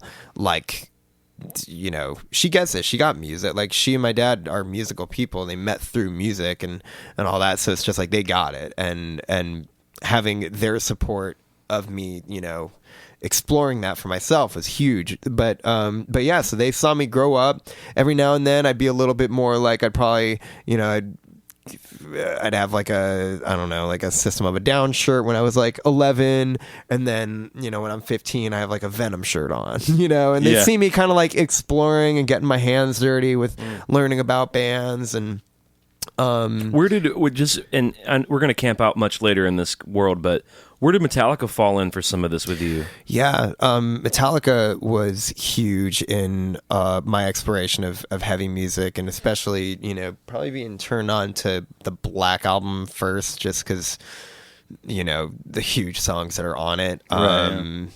That probably came a little bit after Slipknot had come into my life. But when I was 13... I went to my first Metallica show, playing at Conan Airlines Arena. It was them and Godsmack, I think. I think we got there after Godsmack had played. We got there before the show. But I believe my dad had I think he knew the guys or something like that. I don't know exactly how they met, but he knew Lars. This is this was around St. Anger. Yeah, this is St. Anger tour. Okay. And St. Anger was out already. And which Slipknot actually did a leg of that tour. Right. Yeah. But so we go backstage before the show, and I have a topical knowledge of Metallica. I wasn't totally well versed in everything. I kind of knew the hits, but didn't know much else. But it was right before I thought about. I was thinking about playing drums. I had tried guitar, didn't really like it. Tried bass, didn't really like it. And then I was thinking about maybe I'll play drums because we have drums in the basement and whatever. So we're talking to Lars, and my dad, I think, told him this is my son, and he's thinking about playing drums. He's talking about he wants to start playing drums, and Lars is oh really? And I'm yeah, I kind of I like bands like Slipknot, and I like bands like you guys, and I think I want to start playing drums. And he's okay, well, cool. And so he took a drum head and wrote on this drum head that I still have that says, he said, to Jay, one day all of this will be yours. That's what he said. And then he signed it Lars Metallica 2004. Oh, that's pretty cool. funny. That's awesome. That's cool you still have it, too. I do, yeah. And but I was I told him I was kind of thinking about starting to play drums. Right, yeah.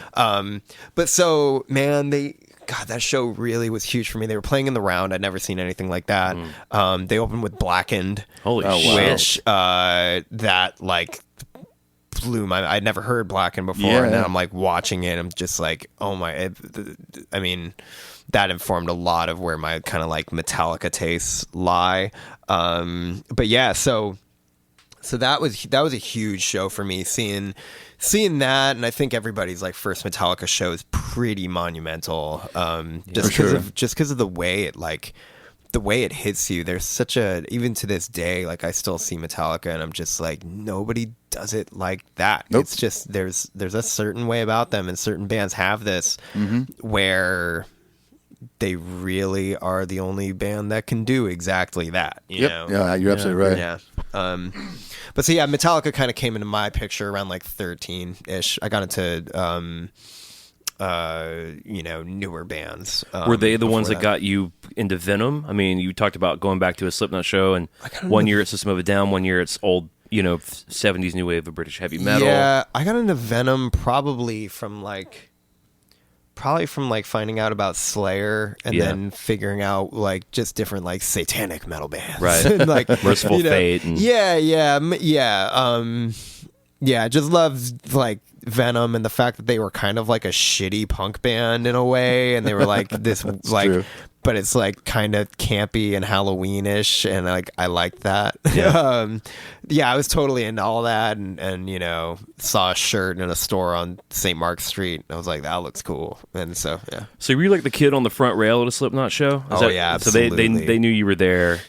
Yeah, they've seen me get beat up on the front lines for many shows. Slipknot shows, it's so interesting that you're on both sides of it now, but Slipknot shows are intense. Yeah. Yeah, they're intense on stage too, though. On the deck, it's pretty, yeah. I venture to kind of weird. I venture to say it's more dangerous on stage than off stage. Right. I mean, even just like clips you've posted like on social media, like just with like a GoPro behind you or whatever, just camera feeds. I guess you guys use. Yeah.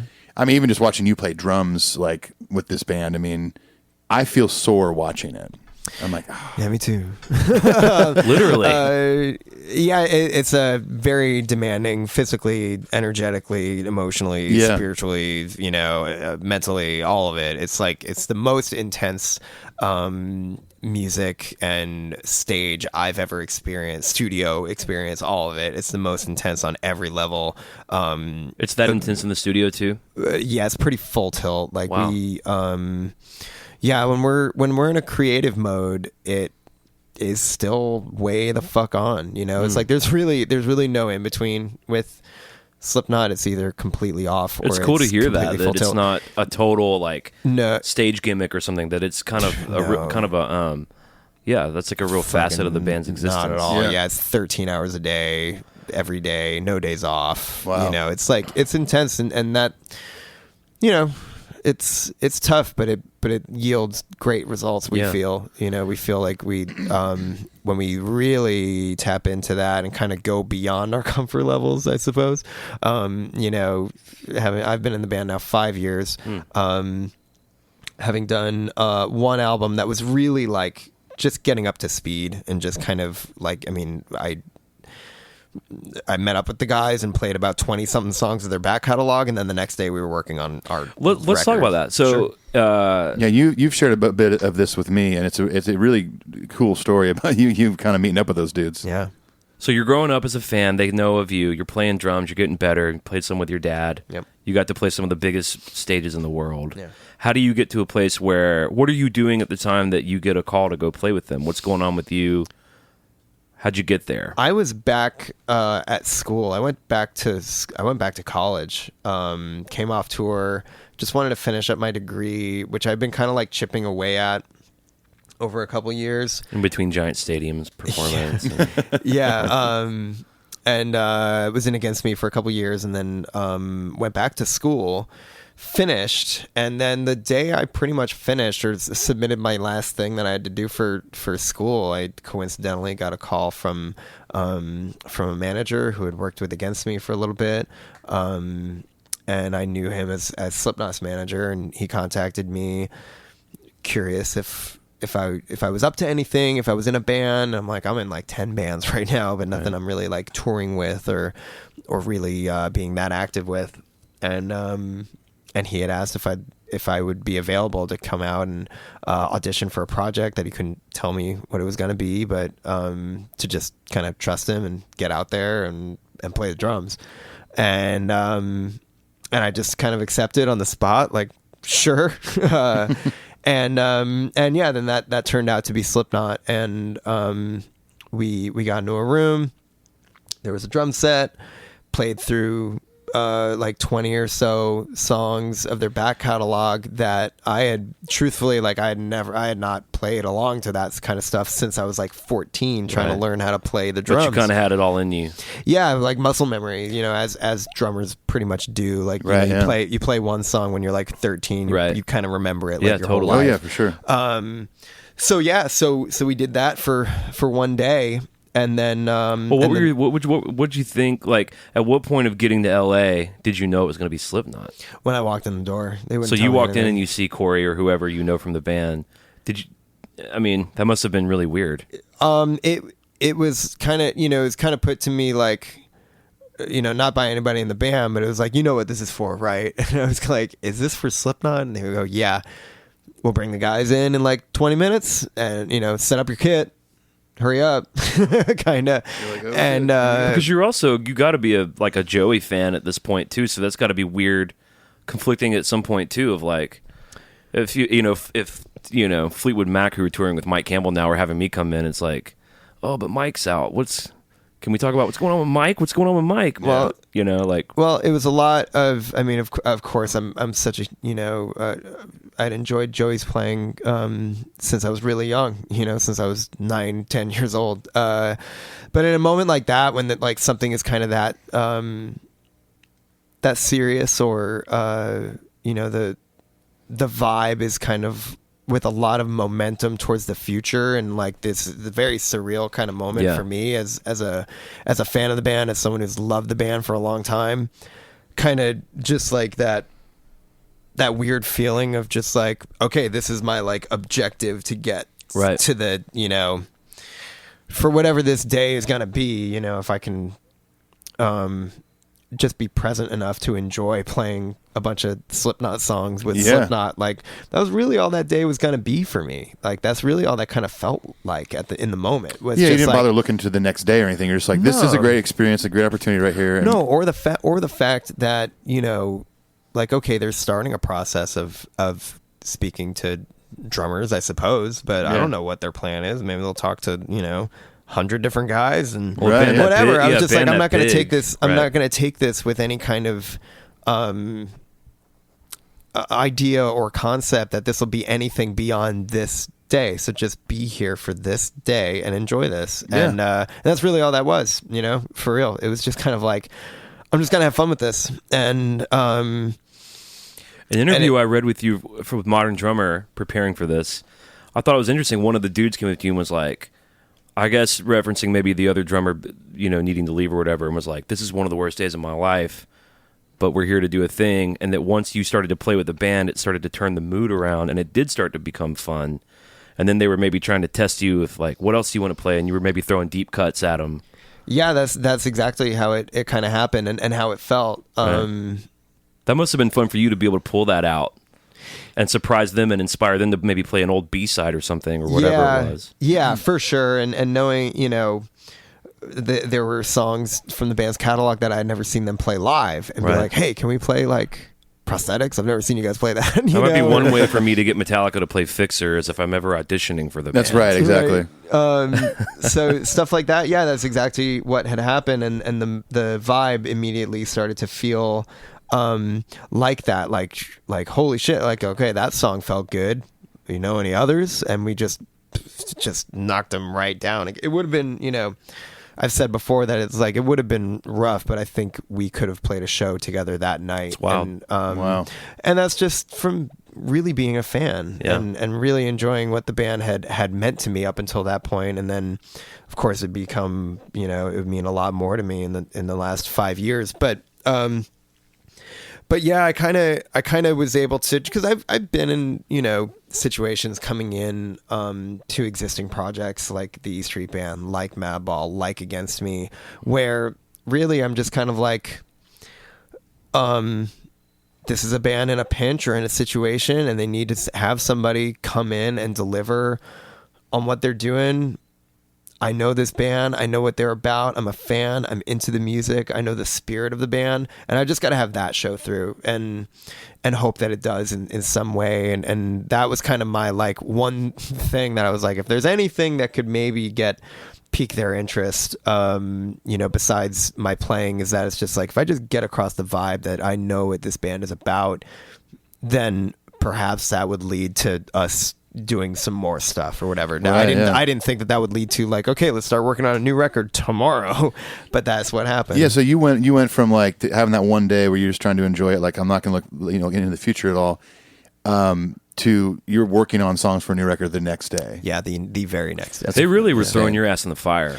Yeah, completely. You know? And I think, and I respect that because I don't know for sure, but I would imagine that a band that's this serious, that's this intense, that takes what it does as seriously as Slipknot does, I think the person that they would want to play with would be the type of person who you could throw completely in the fire and they'd make it through. I don't think they would want anything less than that, and I don't think a band like Slipknot deserves anything less. So, excuse me, knowing that's the kind of level and caliber of like musicianship, because these are the best musicians I've ever played with in my life. Knowing they're that caliber of seriousness about their art and about their music, I knew I had to meet it that way, and I knew that they were not gonna pull any punches. I knew that they weren't going to, it wasn't going to be easy. It never has been. It's never been comfortable.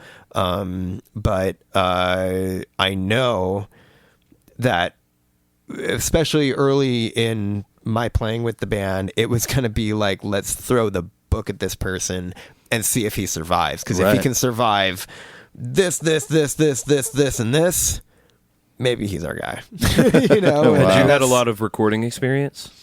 Yeah, here and there. I mean, they were like at this point a Grammy award winning, nominated. Were you ready to go make that kind of record at that level? I had no idea what a record on that level was going to be like. I'd done recordings, recorded one album with Madball, recorded a 7-inch with Against Me, and a couple songs that was going to be like a full length. And then other projects that I've had, little recording things, but really, truthfully, like that's pretty much my recording studio experience. Everything else has been kind of on stage, so I had no concept of what it was going to be like to make Slipknot's 5th album. So yeah, that was an entirely. And it was at Travis Barker's studio. Well, we or some pre-pros there maybe. Yeah, we did some like pre-pro, a couple days, like 2 or 3 days, doing that there. But then 3 of us were in a studio called Sound Factory for about like a month and a half or like 2 months or something like that, pre-proing a lot of stuff that Jim Root had written. Great, pretty fully fleshed out ideas of songs, and so I was basically like, it was kind of like 1 a day or 2 a day, like go in and learn the song in the morning. I'd eat my breakfast with my headphones on and listen to a song like 5 times, and then spend all day just playing it and coming up with ideas, maybe different rhythmic kind of ideas that might send a song in any kind of different direction. And that built some, a collection of like 18 or so demos that we would then take to recording the album and building it out that way. But yeah, that whole process took a while. It was like somewhere between 5 and 7 months, something like that. From start to finish. Crazy. Yeah. I miss that too. I miss when people took time to make records. Yeah.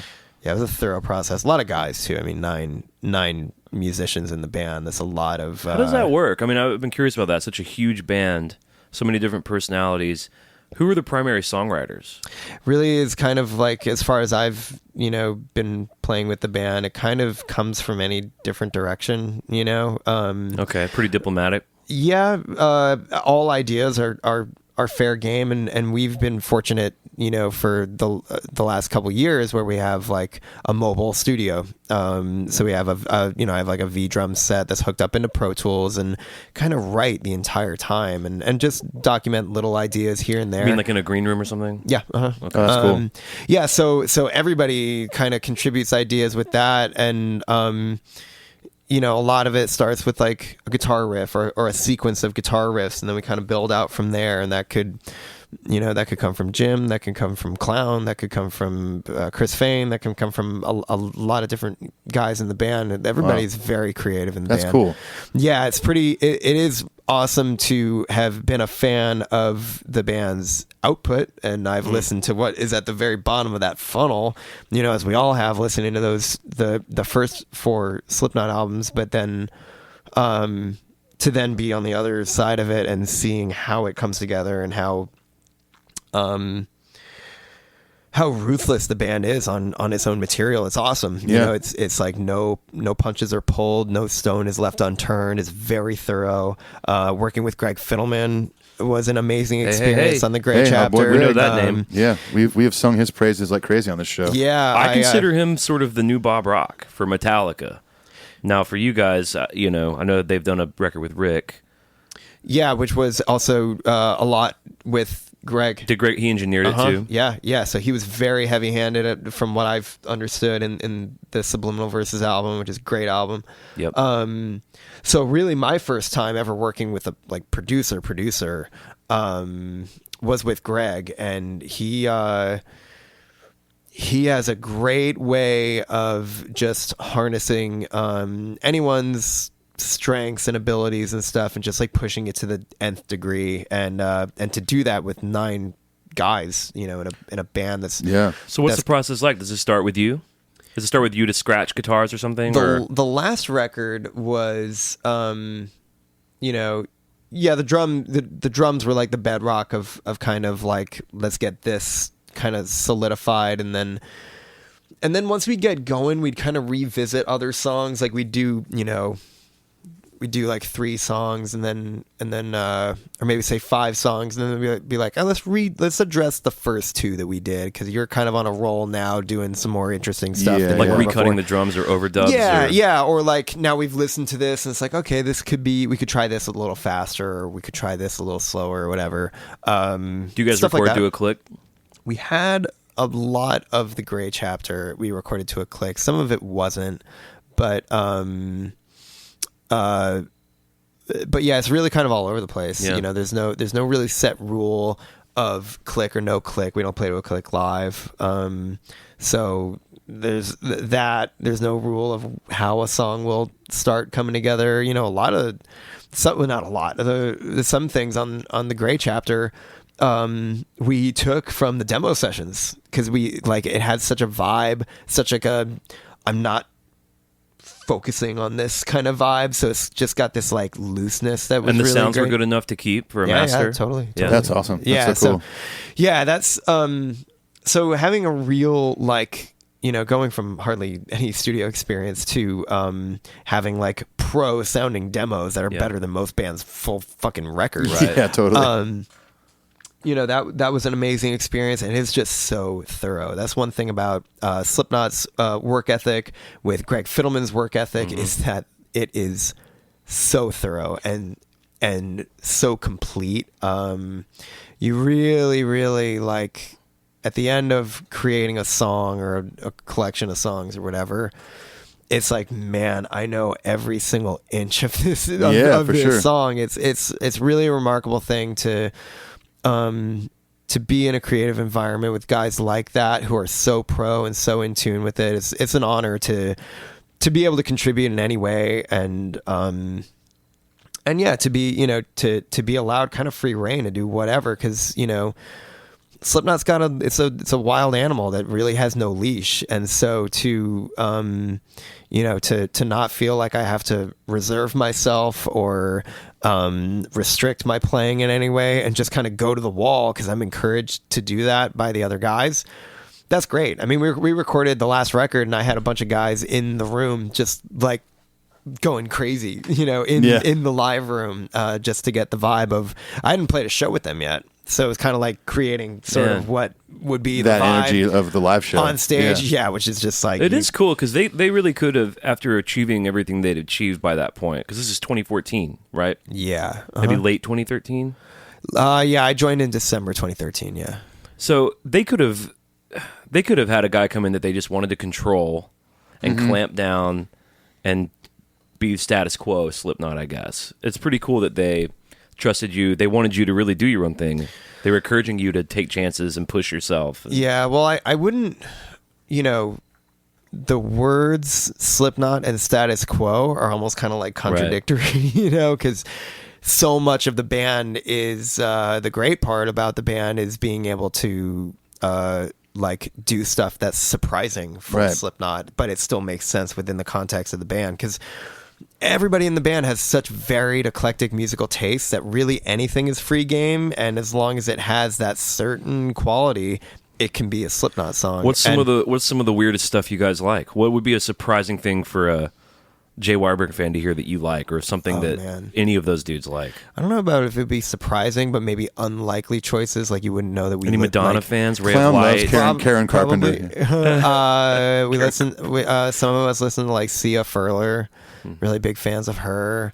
I mean, yeah, you wouldn't be that far off the mark hearing the Carpenter, Right, Karen yeah. Carpenter backstage at a show. You know, People think David shit was Bowie, actually Prince, that kind of stuff. People you know, think just shit was inspired by Dancing Queen or from ABBA. Right, exactly. Right, yeah. That is the case with oftentimes with a band like a Slipknot or Metallica, whoever, is that I think average fans probably think, oh, they just listen to metal all the time because I listen to metal all the time, Right. you know, like. But it is fun to like find out when bands you look up to, especially in the metal genre, are listening to stuff that's not even close to heavy metal music. Yeah. Well, and you know, I think it's important for any band that's going to be listenable is that you've got to you can't be so narrowly defined. You Right.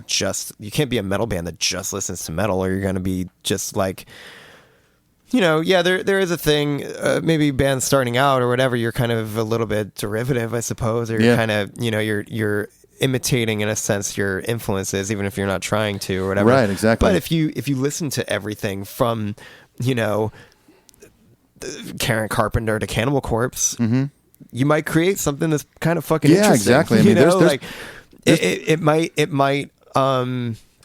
take on a new character that it wouldn't have if you only listened to Metallica and Slayer and Megadeth and Anthrax. You know, Right, it's yeah. like you'd probably know your thrash, but Yeah, right. but to create something that at least I think a band like Slipknot would consider interesting, it's like you got to draw from everything and create something that's you know, just try to be original, try to create an original sound, and luckily with 9 very different people who have very different tastes in music. Yeah.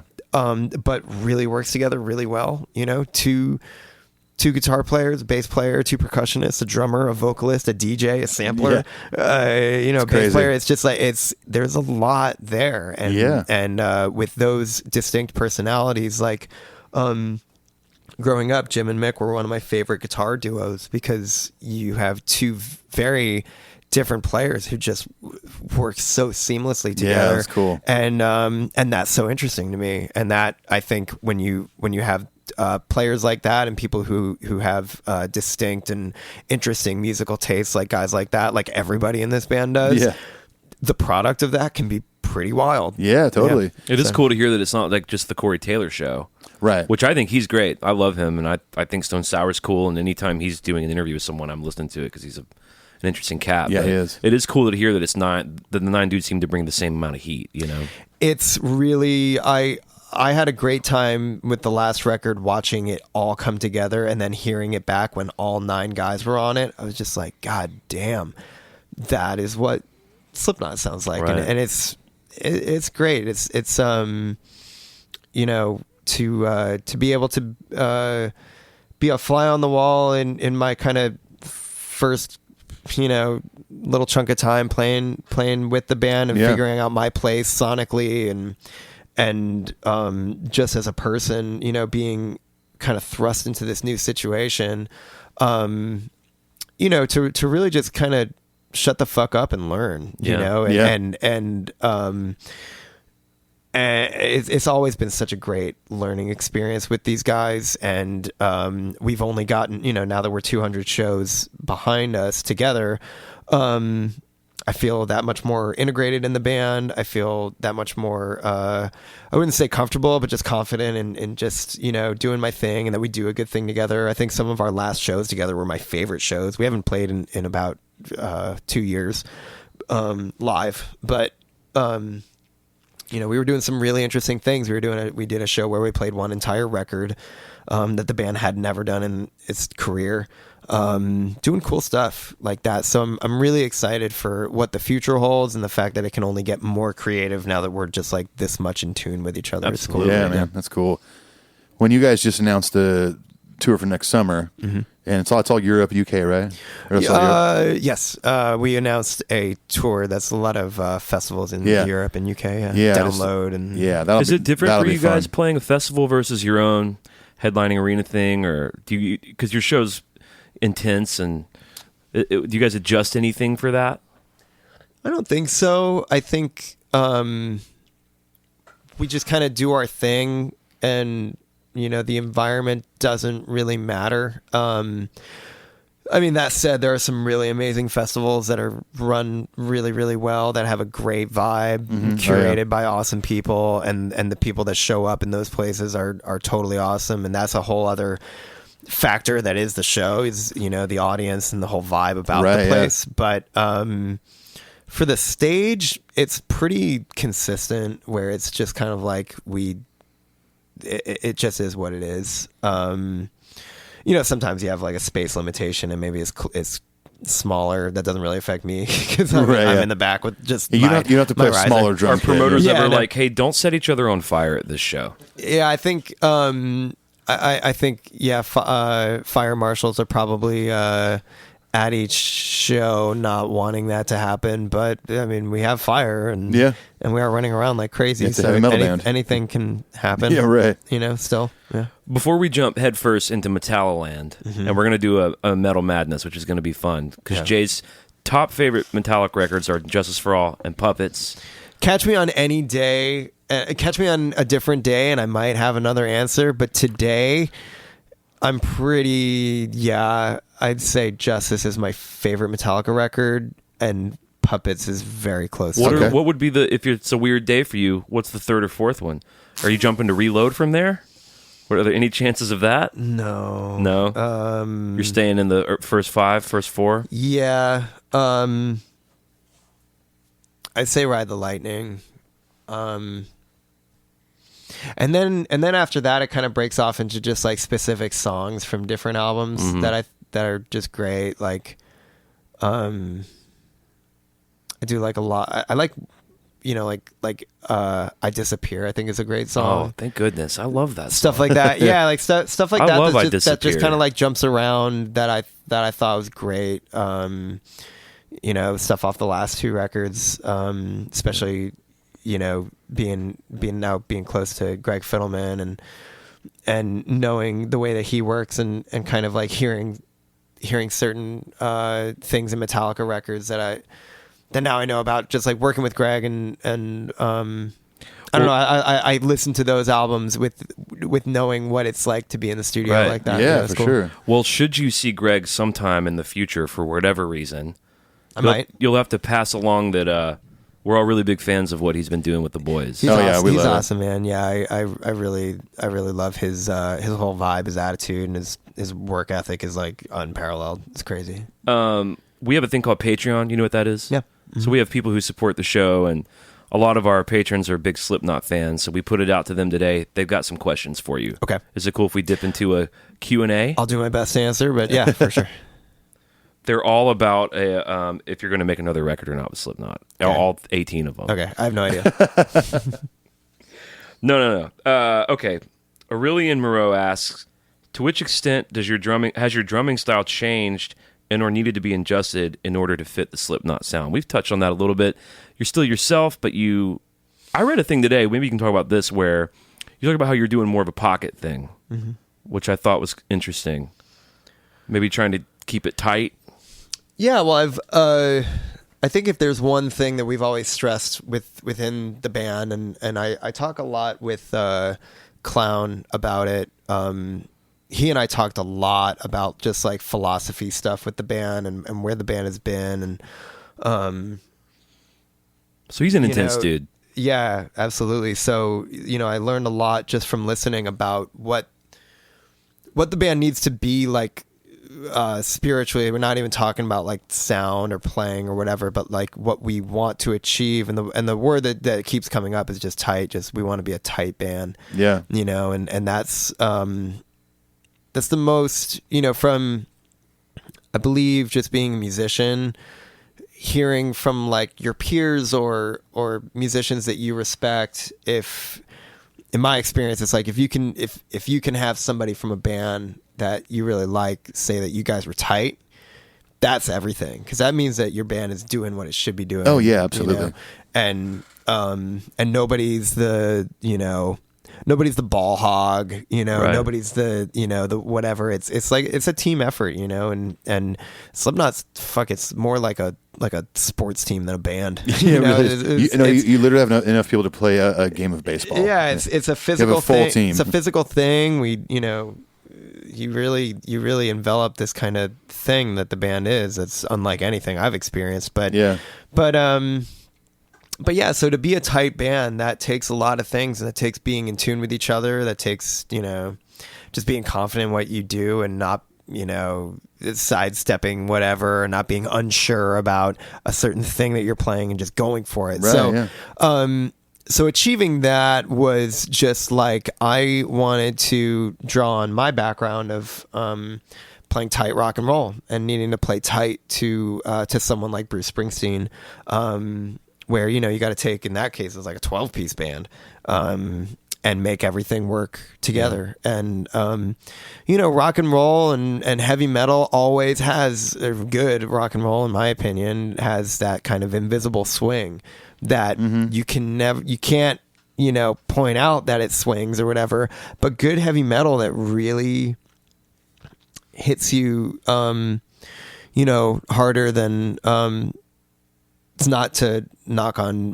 bands that play to a metronome or anything, but like click track core bands, I feel like when a band has that interpersonal swing that you only get when you really take off the leash and just let you do your thing, and ebb and flow, and one part is 12 BPM faster than the part before it, but it feels perfect because that's just what it is. It's musical. And it's human, it's personal. And so those were all the things that's like I wanted to bring to the table for a band like Slipknot that, to me, has to have that energy of a train that could completely come off the rails at any time but doesn't.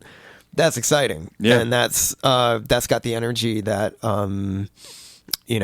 for my drumming, or for a band that I feel like I would want to watch, should have that. You should have that level of excitement that like, holy shit, they kept that thing together. And so I wouldn't say that I ever really changed my approach, because playing in energetic punk rock bands and hardcore bands and stuff, that's always kind of the way it is.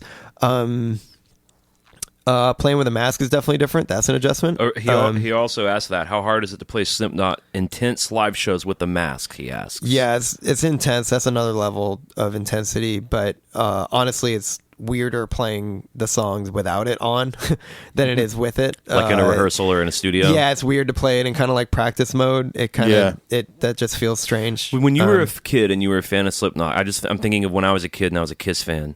In my mind's eye, when they're recording Detroit Rock City, for some reason, because I'm a fucking kid, they're in their makeup. In full makeup, yeah. And like 7-inch platform boots. When you were a kid, did you imagine that they were all regaled out when they were making Iowa? That's a good question. I think I probably did. Well, to me, it just seemed to come from some other planet. So I just thought it just kind of like the thought of them. It just kind of was. I didn't think about them being in a studio. I just thought it just kind of was. I had it that always too. Has been. But here's a funny story. I don't think I've ever really told many people this, but like, so we get to playing these songs from their back catalog, and got through playing 5-6 songs, whatever, and we're all kind of sweating now, and Jim says to me, he goes, all right, now do that with a mask on. And we're laughing, whatever. And Clown goes to me, he goes, have you played that with a mask on? And I said, yes. And I think that was the whole thing. Because it's like, yeah, fuck it, man. I'm going to get a mask at a local Halloween store. I'm going to play in my fucking shed to Slipknot songs with a mask on and pretend I'm at, Continental Airlines Arena playing with Slipknot. That's kind of, fuck it. That's what I did. That's what we do. It's like fanatics of bands. It's like, absolutely. yeah, you want to, of course, yeah. So, and I think that was maybe important. I don't want to speak for him, but I think that's an important thing where somebody really, they knew I love this band and that I would throw myself into it as a listener, in that way that it's like, yes, I have been in an empty shed with a mask on, playing along to your albums. And they wouldn't want it any other way. Correct. I believe. One of the cool things I read today about that was you had another band you were touring with, and you wanted to, you had some dates that you were obligated to that you wanted to go fulfill, and that you were, I guess you didn't want to bail on that band, and that was kind of something they respected about you. But oh yeah, well, it was a really small band doing like clubs, right? Yeah, that was just a scheduling thing. That it's like I was invited to come out to LA for this audition that I didn't know anything about, and I was like, well, coincidentally, I'm actually going to LA already. Hesitation Wounds had a couple shows. We were playing with like American Nightmare and Joyce Manor, I believe. We're just doing like a weekend trip out in LA, like Anaheim and LA. Played Chain Reaction and the Echoplex. Nice. Yeah, and so it was one of those things where I was just like, we were in the studio working on some new Slipknot songs, and at that point I couldn't tell anybody what I was doing. Oh wow! So I told them, I literally looking at my watch as we're like working on some demos. I'm like, guys, I'm really sorry, but like, I have these shows that I need to drive to Anaheim like now to make it by my set time. Yeah. And they're like, cool, man. Totally respect that. We get it. It's all right. and I'm like, I swear I'm not bailing, but I got an obligation. I'm really happy to be here. I promise. I swear. Yeah. But one of the things I read is that the dude said like, hey, go play the shows, go have fun, but you're the dude we want. We're not going to ask any other drummers if you're willing to go the distance or whatever. Yeah, it's pretty much like, yeah, if we're gonna demand a lot of you, this is gonna take all of you and more. but if you're up for it, we're up for it, and that's kind of that was the start and end of that conversation. Pretty much. That's cool. Loud Rock asked what it was like being asked to play with Bruce. We already covered that, but I just wanted to mention it. Let's see. Chris Nace. I grew up a big Slipknot fan. What album of theirs was Jay's jumping on point? And did he ever feel pressure from the other guys in the band or put a lot of pressure on himself to totally match every fill on the records? Or was it a more loose situation where they were open to him experimenting, changing things within the framework? So what you brought to the Grey Chapter is its own thing, but maybe how you would approach Iowa songs or the other tunes. Yeah, that's a good question. The first part of that question, I jumped on with the first album right as Iowa was about to come out, so I kind of got into Slipknot a couple months before Iowa came out. Pretty exciting time. Oh yeah. Yeah, that was an electric time in the band's trajectory. But no, with respect to the back catalog, I respect that music so much, and it meant so much to me, and it's like it's in my musical DNA. I can't. I have no idea how to approximate how many times I've listened to all those records. I just couldn't. It's part of who I am. Sure. But so there was never a conversation of play this way or whatever. It was like we would just start out playing the songs, and you just count off the song, and we'll just play it, and then. Really, it was just more. There was more like amorphous kind of like, okay, let's sink into this part, or let's, you're kind of like if I had a tendency that's just kind of how I'm hearing something, and not with the purpose of like, well, when we were kind of like working on this part, this was kind of like the vibe we were chasing, and I was like, oh, I never listened to that part in that kind of way or whatever. Was there ever like when they were like in a cool way, like, hey, maybe go revisit whatever this deep cut? Yes, I mean we definitely have had moments where we're like, hey, let's go listen to the record.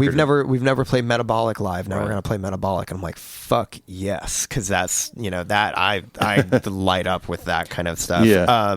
Have you encouraged them to play songs that they haven't played before? Have you been the guy in the band that's like, you guys should bring out this?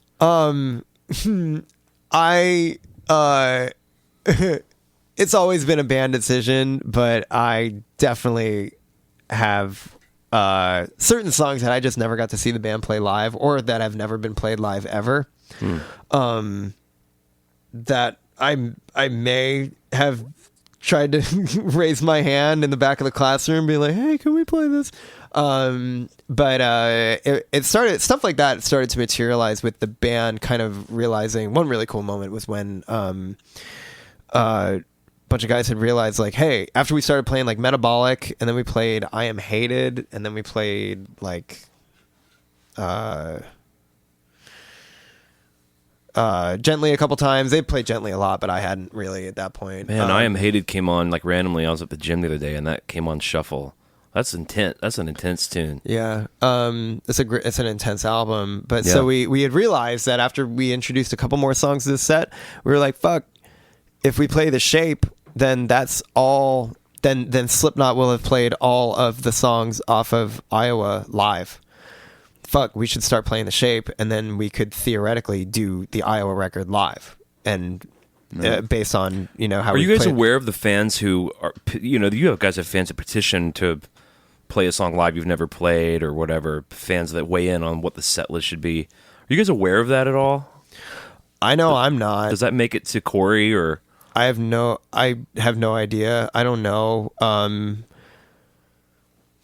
Yeah, I have no idea of how to answer that other than like the band plays what it wants to play, really. And we've going back and exploring other parts of the catalog that just hadn't been played all that much was really rad. To like out of the gate, we were doing different sets each night, which was cool. So we'd introduce songs that hadn't been played at all or very much off of like the Subliminal Verses or Iowa or the first album or whatever, as well as playing the Grey Chapter material.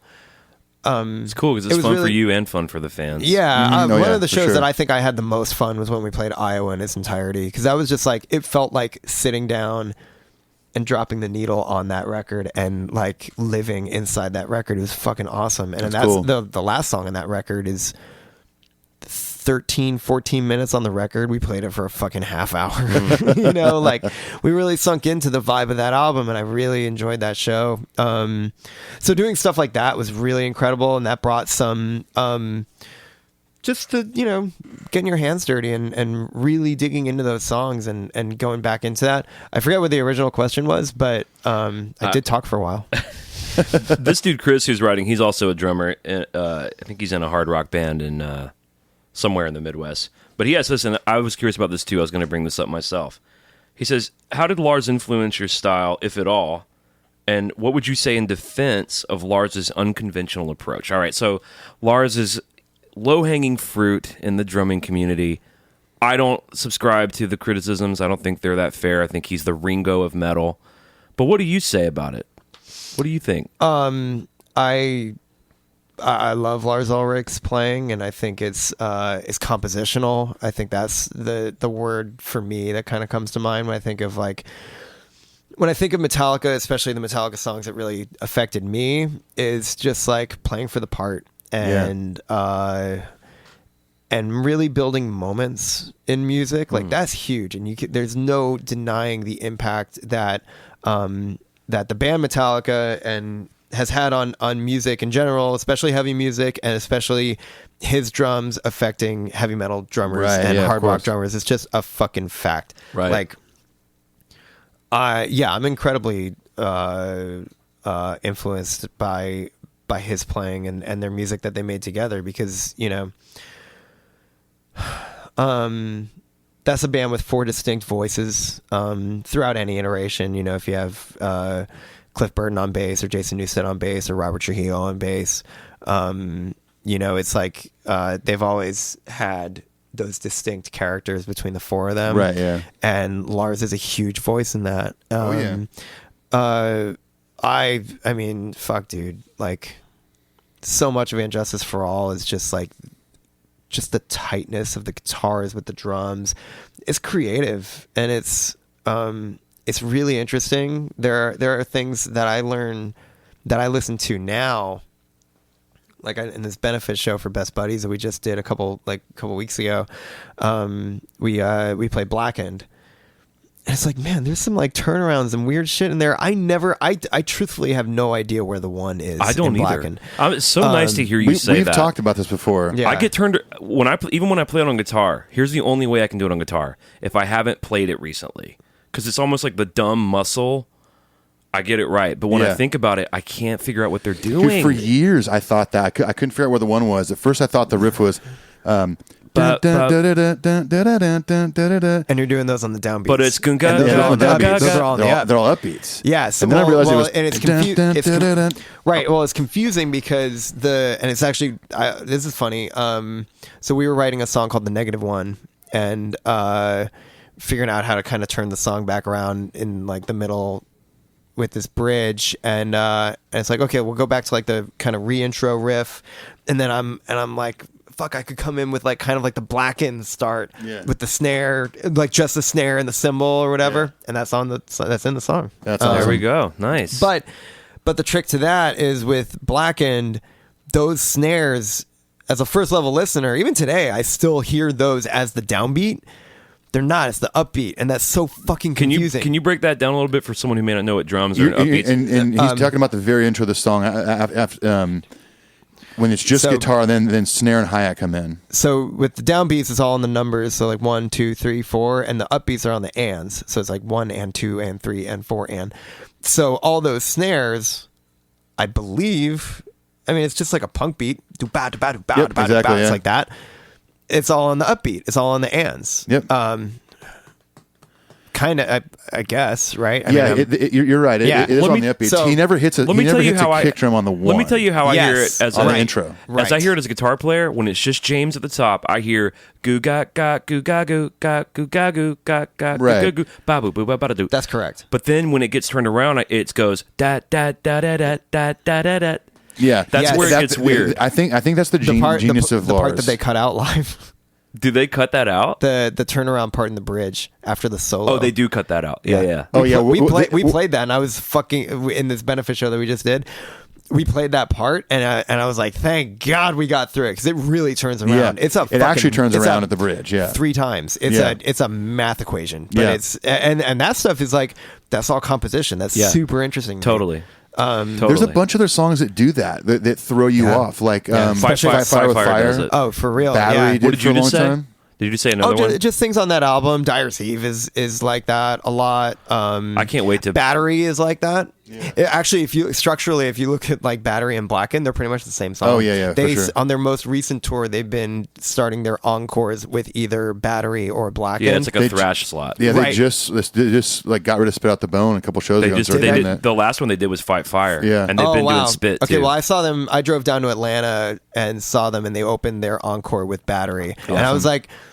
Either one I'm totally down with. I was kind of hoping for Blackened, and then when they started Battery, I was totally stoked. But like, both those songs kind of pretty much the same song. Like in weird, like all those accents too, with like the snare and the crash. Those are never on the downbeat. They're always on the upbeat. It's that's become like a signature sound of his. It's so especially weird. when you and get he to Blackout crashes on Mirror. 2 a lot too. Yes. In the load reload era when it got slow, he'd crash on 2 a lot. Yeah, and that's impactful, and that definitely changed the way certain people played drums. Right. You know, that era of like just heavy rock, drumming and stuff.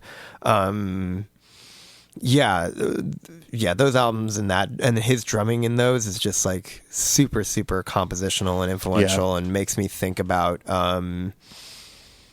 all the different ways that the rhythm and the pulse of a song can be determined by the drummer. Like compositional is a great way to describe Lars. Yeah, I agree. And we've talked a lot about what if someone like Dave Lombardo or Nick Menza had been the drummer, a more conventional metal drummer with a lot of chops or whatever. Well, you know what? Not to interrupt, but what? A great saying that comes to mind is, "If things were any different, they wouldn't be the same." There we go. That's right. And it's like if it wasn't Lars, would it have been great? Maybe we don't know. It wouldn't have been. Sure. Who knows? Yeah. Maybe the band wouldn't have even started.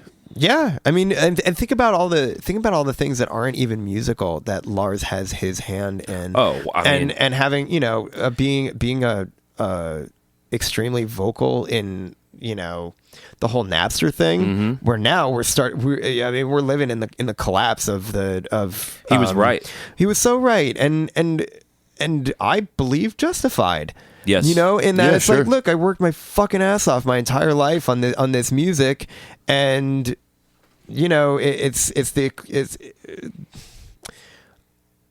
he got a really hard rap for totally fighting scapegoated for and other shit people who wouldn't speak couldn't. up because they'd be like, oh well, then nobody's going to come to my shows. Well, they And so- either like- wouldn't or couldn't afford to sue a company like Right. Napster. Right. But yeah. man, but you know, think about like all the things that he has done with Metallica, both musically and non-musically. The band wouldn't be the same if it weren't for everybody who's been in Metallica, in my estimation. Yeah. But it's just like especially with Lars and what I see as someone who enjoys the band, the way he has done what he does, and you know, he's just such a He's a smart dude. smart dude, Real smart. really integral character to that music and that sound and the whole vibe of the band, you know. For sure. Speaking of chops and stuff, and back to you and your world, Jason Berry, who was very excited about you talking to us, by the way. I love Jason Berry. He says, was your playing already up to Slipknot level when you joined, or did you? Oh goddamn, the computer went. That was really perfect timing for that. Or did you have to bolster your chops? Did you do any? Yeah, did you have to do any working out to get ready for that stuff, or was it maybe even just more physical? Playing in the Mask, playing a show that's... You were thrown right into it, though. Either way, I mean, that you just don't really have a choice. I mean, like, were you ever worried you couldn't play some of the shit? No, I don't. Not it's okay to say no. Not really. I mean, I don't think that's really for me to. Just because I'm so in the eye of the fucking storm, Right. that Right, it's like. I don't even know. I don't know how to describe it as anything other than what that experience is, which is, yeah, it's fucking hard. You know, it's Sure, challenging and it demands a lot. Speaking just from my experience, yeah, it demands a lot of me, and it demands you to be better every single day. So I would never. It wasn't something where I felt like, oh shit, I'm playing, you know, catch up or whatever. It's always just been more like further and further levels of just like, I want to be better today. I want to be a more improved version of what I was yesterday, and that continues today. You know, I want the show I'm playing today to be better than the one last night. Yeah, for sure. I want today in the studio to be better than it was yesterday. I'm going to re-record that song because I'm better today than I was yesterday. Do you guys do show notes? Do you guys do post-show sort of recap? You ever do anything like that? Or is that just a personal thing for you? Maybe personal like thing. We never talk about it. This worked. This didn't work. This should be better. I mean, I think it's probably standard for a lot of bands where you kind of, if a show is particularly awesome, you see each other backstage. You're like, that was fucking awesome. Yeah, you know, sure. like, because at the end of the day, you're sharing this experience together, and you want to be on point all the time. It's hard to get there. It's hard to, as a band, as a unit, for everybody to be on 100%, just the vibe being correct. It's difficult, but we do get there, and when it's on, it's on. Little things here and there that if we were to comment on, like, hey, we should like figure out this part is not feeling right or something like that. We analyze shit like that. We're not complacent about how we're playing something live. We definitely want it to be on point. We study, and if something's feeling weird or something, we'll listen. We record every show, so if there's something that like we're not playing this the best it could be, we'll like address you record it. like a soundboard, like stemmed out recording of every show completely. Yeah, Pro for Tools, potential rig out live front or records, something. maybe, or I don't know, just to have. Yeah. I think just for the instance, like, hey, like this bridge sounds weird. Like, Right. doesn't this Yeah. feel weird to everybody? Let's address that. A lot of bigger bands doing that. When I was with Kings of Leon, I mean, they recorded every single show and have for years. and did stems, right? Not just a soundboard. Like probably had stems, Oh yeah. There's like it's going into Pro Tools out of front of house. right? Yeah. Obviously Metallica does the same thing, and stuff that Fiddleman will touch up for live recordings, or they release every show live. They're like, Jay, you vomited in your mask last night. That was awesome. Mm-hmm. Can you do that When it every came out night, of the nose please? holes, it was amazing. Yeah, I'd probably be able to tell you when that happened. Oh, you have But done yeah. that? Yeah, like nothing too crazy, but definitely It's a little- if you have a fucking sinus infection on the road and then your snot's falling all over the place. If you're a normal drummer, your snot just goes all over your drums. But if you're wearing a mask, your snot fills up your mask. Oh man, Are you in a band bus, or are you on your own bus, or what's the travel sitch? We band travels together, travel with band members. I'll tell you the story, man. I was in my rock and roll touring days. Every leg we would start, we'd have a new driver. One of my favorite things was to go sit up front. Who have you worked with? What's What's going, oh, the fiddle player for Dave Matthews Band? Tell me all about that. What's his deal? 'Cause that dude's insane. And one of the drivers we had, he drove Slipknot for like 4 years or something. And so I was like, my limited knowledge, this was maybe 2010 or something. My limited knowledge, I was like, oh, those dudes are crazy. Like, what was that like? He was like, man, they were the nicest dudes. Totally normal and cool, respectful of the bus, a lot of fun, went to bed early. I was like, the Slipknot guys. Those sound like some nice boys. Sleep in their masks. Right. They sleep in their full costumes. Yeah. Yeah, it's like some of those moments, like if you only knew. Right, yeah. Hey, it's like fucking SVU's on at midnight, dude. Yeah, that's the case with a lot of bands, I think, that have this appearance of being super scary or intense or whatever, and you think like, oh, those guys are probably like that 24/7. Right. And you might be, like you were saying, like musically, like they're still intense and they're like, want to hammer out the stuff for records and stuff. Well, in my experience, you can't be that all the time. Can't So sustain it. for them to be that intense about the art and the show, they've got to, them and others that are like that are got to be super balanced out. It's always a balancing act, man. If you're too full tilt in every aspect of your life, you're gonna burn out. And of course, so to stay 100% committed to the music and to what you're doing on stage, you got to have the yin to that yang. Yeah, which is for just sure. like, if you're gonna really bring it and really punish yourself for the music and sacrifice your brain, your body, your everything for the music, you've got to know what you can do to sustain that, because it's important. It's important to be a 100% version of yourself on that stage, and so to shortchange that by being tired because of your decisions the night before or something like that, or if you're this or that or not prepared, you're cheating yourself. You're cheating an audience who really invests itself in you, and that's just not cool. So that's not how I've ever approached anything, and I don't think that's how the band approaches anything. I'm totally with you. I'm 100%. Andy Brown asks, and I thought this was interesting, was Bruce ever aware of Metallica to the point of liking some of their material? You'd have to ask him. Well, on the phone right now, it's Bruce Springsteen. Hey, kid. I would imagine so. I don't know to the extent of He seems pretty in tune with all sorts of music. Very in tune, and actually,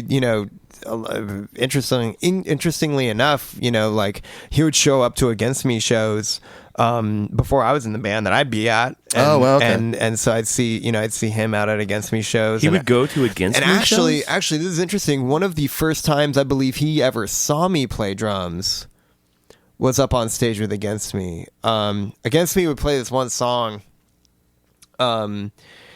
At the end of the song, there'd be this big clapping break, and then it would come back in, and Warren, their drummer at the time, would jump over like the barricade and like crowd surf and stuff. And I, on a couple of occasions, would like finish out the song on drums. And Bruce saw that once, and I remember it had been a while. It'd been a couple of years maybe since I had seen Bruce, and he was like, "That was you." So I remember that was one of the first times that Bruce had seen me play drums, and I think he had remembered that when we played that song at soundcheck, like, oh yeah, I saw him play like 20 seconds with Against Me that one time, and he's he's a fan of music. He's really I know that about him, is that he's very current with music. Definitely. I think if people give him his music or give him their music, he will listen. A few of my friends play with Taylor Swift. They're in her band, and this chick, I'm kidding. this new indie chick, up and coming, yeah. And I guess Bruce's daughter is a big fan and goes to a lot of Taylor shows, and he goes with her a lot. Yeah, and they'll see him down in the pit, with That's his cool. kid. Yeah, in the circle pit. Yeah. He's doing during Whiplash. Yeah, Taylor covers Whiplash. Now. He's a music fan, I would imagine, just as, to be that creative and that much of like a literal creative genius. Yeah. I think you have to be a fan. Oh, you have to, absolutely, for sure. Yeah. I mean, he sang on, like, one of my favorite songwriters is Mike Ness, Social D. Yeah. He sang on his solo record. I mean, they've shared the stage together. He's brought Mike Ness out. I played, God, my memory's fuzzy with the early part of that tour, but I remember Mike Ness got up on stage with the band, and I think my dad played Is when we were like tag teaming the sets, and I think my dad played like Mommy's Little Monster or something like cool. that. Wow. Something like that. Like he got up on stage, Mike Ness came up on stage, my dad played Mommy's Little Monster with Mike Ness, and then my dad jumped off the kit and I came up and played The Rising with the band. Holy and shit. Mike was also with Mike Ness? with Mike Ness. Yeah. Oh, that's so cool. And that's such a great song and record too, man. I know. God damn it. If there are any Bruce fan people who were at that show that happened, maybe fact check me to make sure that actually happened and that they will. that wasn't They'll send that wasn't a emails. dream Yeah, that I email had. Jay. I felt like Don't email us. I felt like I could easily have been dreaming that, but I think that actually did happen. I forget. Let me just indulge myself for a minute. I'm a huge Bruce fan. Did you ever play Girls in Their Summer Clothes, which was on Magic? Girls in Their Summer Clothes. I believe I did. I love that record. Me too. I liked Working on a Dream too. Watching that out, watching them play the song Magic. Yeah. Especially, I wasn't fortunate enough to play with Danny Federici. He passed before I played with them. I played with Clarence, which is great. Before Unbelievable. Oh, that's cool. he passed away. But yeah, Danny's work on on that material from Magic, like Magic is a great record. and I didn't know, like, I remember hearing the word magic and I was like, what does that even mean? But then hearing him explain, it's like, it's less about magic and more about tricks. And I was just like, fuck, that's fucking heavy. That's awesome. Yeah, I that's a great record. And I believe I played that song. I'm not sure, though. Did you ever play Adam Raised a Cain? Yes. Great song. Everyone needs to go That's- get Darkness on the Edge of Town. Yeah. It's a great band record. Your dad's work is great. That's on a it. great record, If we're talking, we've mentioned what my favorite Metallica records are. I've had this conversation with people about what my favorite Bruce and the E Street Yeah, Band let's do song. it. Let's do it. I think I'm Darkness on that one. Yep. I think that album is just like Streets of Fire. Oh shit. That record is so good. Dude, I never played Streets of Fire with them in a show, but we played it at Soundcheck, and I got emotional playing that song Wow. at Soundcheck. We played Darkness. I love playing the song Darkness on the Edge of Town. What else is on that album? Well, I wanted to ask about, It's one of my favorites. I don't know what it's on. I wanted to there, ask about Tunnel of Love. but- Okay. Did your dad? Is that an E Street record? That's after Born in the USA. It's the record after that. Yeah, he played on. Because you're saying the band broke up in '88, right? Yeah, It'd be like I'm pretty sure. Tougher Than the Rest was one of the actually- big Yeah, he played on that. 'cause Tougher Than the Rest. I thought Yeah. the only two that the East Street Band wasn't on was Nebraska. and the Ghost of Tom Joad. Well, Ghost Town Joad is Sorry, early Dad, 90s. if I'm misremembering that. Right. That's after You're they not broke on that. up. I know but he is. yeah. Yeah. Those I'm saying those are the only two non E Street records. Oh, okay. As far as I know. I thought he did a record with a band that wasn't E No, Street. there was Human Touch. Human Touch. and, This early '90s stuff. Right. What was the other? It's Human. It was two back to Lucky back Town? there. That's it. Yeah. Yeah. Which are pretty cool actually. Yeah. But I'm an E Street guy all the way, man. Full on. All right. Okay. We have segued into the Bruce Springsteen podcast featuring Jay Weinberg, who subbed for his dad, which is crazy. All right. Rye asks, this is a Springsteen question and a Slipknot question. He says, when filling in with Bruce and the big band sound he brings live, who did you lock on with the most during the set for the feel? I know Bruce is a naturally commanding force. They don't call him the boss for nothing.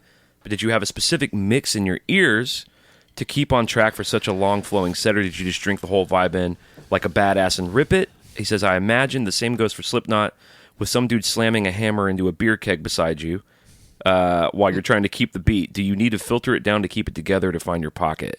What are in your monitors? That's a really great question. Give everyone With Bruce, it's a lot of him. I have my drums really loud, like anytime I'm playing. But you have side fills also. yeah, it depends. Sometimes, like with Bruce, I did not. I had some subs behind me, but not like a stage monitor. I had in-ears, and I would play to a click that I could change at will, which was based on how Bruce is feeling. How'd you do that? So if Bruce is going to start out a song, Bruce counts off the songs. Classic. You know? He counts it off, and then I come in, and I'll start the tempo, which is controlled by, at the time when I was playing with them, my dad's drum tech was named Harry McCarthy. Now it's Matt Payne. Yeah. But he will cue up the next song, which could change. Right, yeah, You of know, course. at will, and often did. But he would cue up, okay, next song is at 106 BPM. All right, boop, boop, boop, boop, boop. And then I had a trigger, like foot switch that would start the click when I hit it. Right. And stop it. if Bruce had started off a song faster or slower than that click would be, I'd immediately hear that. I'd turn it off and I'd hit a foot switch that would signal to Harry that match the tempo of what I'm playing now, or I'm like keeping time on my hats, or I'm playing. So he would just like do a tap, and then he would thing. and then he would do a Dr. Beat tap it, and then after 3 or 4 seconds, I'd hit the click, and it's right in tempo. with me. Everyone's on their toes. So you lock into Bruce, but then once you're good to go, the band locks into you. Then I hit the click, and then we're all kind of on that tempo. And things. And Did things, they have the click too?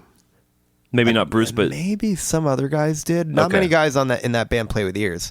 So they're all monitors. Yeah, old school, man. Bruce is all stage monitors. He has like 12 like sunken monitors under the stage. I like to feel air pushing on stage. Me too. Yeah. I really do too. I like to feel my drums and hear the articulation. So I like having in-ears, but I also like having stage monitors. I have that with Slipknot. What are your ears like for Slipknot? For Slipknot, well, just to answer with Bruce, I had a lot of my drums, a lot of Bruce, and Gary Talent, one of the best bass players on the You had Bruce's planet. Voice and guitar? Voice and guitar, yep. Okay. And other things as I would need it. Roy's piano.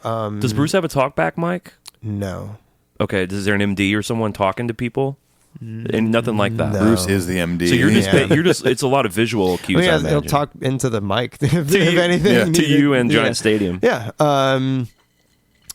No, it's pretty, it's kind of crazy. It's just like they're the world's biggest bar band, Right. for Right, real. yeah. Everything is pretty, with the exception of just kind of locking in with a metronome, once it's kind of set by Bruce, everything's pretty fucking raging. With Slipknot, it's completely raging because we don't play to a metronome at all live. We have no backing tracks. We have no, my drums aren't sampled or triggered or whatever. Stuff, yeah. No. But with Slipknot, I have a lot of my drums, a lot of Corey's vocal, a lot of Mick and Jim's guitar. I hear a lot of things from the stage. So like bass, we have a lot of that on the stage. Like V-Man has these 2 huge wedges right under me. Oh, so wow. I get a lot of that on stage. I have Corey's voice in my monitor, my stage monitors as well. And guitars. If there's anything I want to really click into, and like kick and snare too, coming through those. I like to feel that a lot. And then as needed, I'll have parts that Sid does, because Sid, when he's scratching, sometimes it acts like another drummer that I have to lock in with. If we play a song like Eyeless or a song like My Plague, where I have to lock into his rhythm, I'll have him in my ears, so he's right there. Keg sometimes drives the rhythm of the song. Anything as needed. We have really talented monitor teams. So you got a monitor guy you have a guy just dedicated to you, maybe? No, he's for the whole band, but he knows who to cues. look. He knows for. like, okay, this keg part Jay needs to hear like really loud, so I'm gonna bump it. Yeah, and then I'll pull it down. That's very common with like bands like this size. The Kings the same way, man. Like our monitor guy Saul. I mean, there's certain points in the set where like Nathan the drummer wants more of bass for this one, just even one chorus or whatever, and so he's almost like, it's not like just like, okay, everyone's got their mix, I can just kick back until something goes wrong. I mean, you're literally like, his hands are on the console the whole time, like doing cues. Yeah. So my monitor mix kind of changes throughout the set just based on what songs we're kind of playing and what I need. I'll need Craig piano part sometimes, or a sample that I need to hear. But pretty traditional, like a lot of drums, a lot of vocal, a lot of guitar. How spontaneous is a Slipknot show compared to like Bruce? Like when you guys do get the set list, is that kind of what it is? Yeah, we don't change it on stage. We'll maybe talk about like let's change this song today. Like we've done that, but nothing in terms of like we meet back behind the stage while we're grabbing water. Like, hey guys, let's do this one. We don't do that. You're also dealing with a lot of production too, where it's like there's a bunch of different teams that need to know if there's something that's going to change. Video, lights, fire, pyro, motion stuff, tunings. We're not in standard tunings of a guitar, so you have to take that into consideration when you're like building a set list. Because just certain songs just go well together. but yeah, there's nothing like that. And also you start to really like kind of, when you have a set that's like just eclectic and good, we kind of I like kind of just vibing out on it, and like it becomes like trance, it becomes like repetition, where you're just like so embodying that, the spirit of like those songs and the way those songs flow into each other. I don't know. I think switching it up sometimes is good, like where you're playing different sets each night. That keeps it fun and eclectic. Sure. But then it's also nice to like play the same thing every night and really like study those songs and really put yourself deep in those songs. Well, and I think that's a fan thing too. I mean, you guys have such a fan base where you could probably play a lot of shit you want to play to be fine. But the dude I play for has had a lot of number ones, a lot of big songs. Yeah. And that's sort of the story of his fans' connection. We play the same set every night. And it's like you find your own little moments within that to be creative or stretch or be weird. Or sometimes it's for you, maybe just the dudes in the band because they wouldn't even know. Yeah. Yeah, I think, I think any band should just play what they want. And do you guys play for each other that way that you do on stage sometimes? Where you're kind of playing for the other guys? You're doing something fun for them? That's a great question. Yeah, there's definitely some things. Do like a one double kick thing or something just for fun? Yeah, there are certain moments in certain songs where I'll do like a thing that I know will like catch clowns' attention. he and I. Well, but you can't tell if he's laughing or not. Or smiling. There's one. Everyone's wearing masks. It's funny. People might catch on to it. Perhaps not, because it happens so quickly. But there's a song on the Gray Chapter where I didn't do it on the record, but every time we play it live, I do this one fill that's just a little bit different towards the end of a song, and he'll look back at me because it's just such a precise fucking thing in the span of like a half second. Yeah, and he'll look back at me, and we do it for each other every time. Yeah. Where I'll do it, and he'll give me one of these like, nah, or he'll give me one of these like, fuck yeah. And sometimes I'll contest it. If he's like, nah, or whatever, then I'll play the rest of the song with my middle finger up at him. So there are certain things like that are, definitely, you do little things that are kind of like, it's almost like musical inside jokes, for sure. And you, that's part of the sanity of touring. Yeah. Agreed. I absolutely agree. And, when you're such a fucking fan of music and you're a fan of your own band in a way, and you're a fan of what you guys do, you got to keep it funny, and you got to do those things where it's just like nobody's gonna know that we just did this but us. I believe that my connection to the band has just intensified, really. It's if anything, I have a stronger positive association with the band, having gotten close to it now and being 5 years into a kind of creative relationship with the guys. It's only gotten deeper and more intense. I don't listen to the music as a listener in the way that I did, and I think that just by nature of being included in the process now, I think that's just natural for the way that happens, because I play these songs every day. Right. So it's not like it's not like I'm driving around town listening to Duality all the time now. It's cool to hear you say that when you played Iowa, though, you felt like you were in that record, this record that you loved, playing deep cuts. Yeah. They knew right away that I knew like every inch of tape that they had laid down for those albums, and that I put myself in those fucking songs. Like I studied those songs so much because they meant so much to me as a fucking weird kid who just wanted heavy metal to wear as his shield, and to wear this band as his shield through life. It meant a lot to me.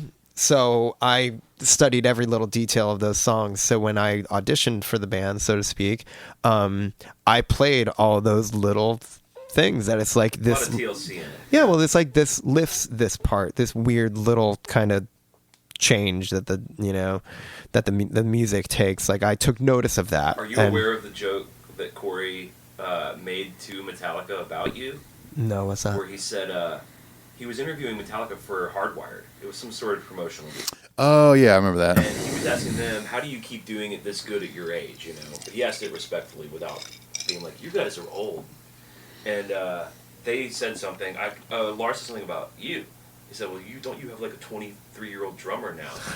And Corey said, jokingly, of course, he was like, "Oh, dude, we can't keep up with him anymore because he's, because you had so much energy." He was like, "One of the worst things we did was hire a 23-year-old drummer."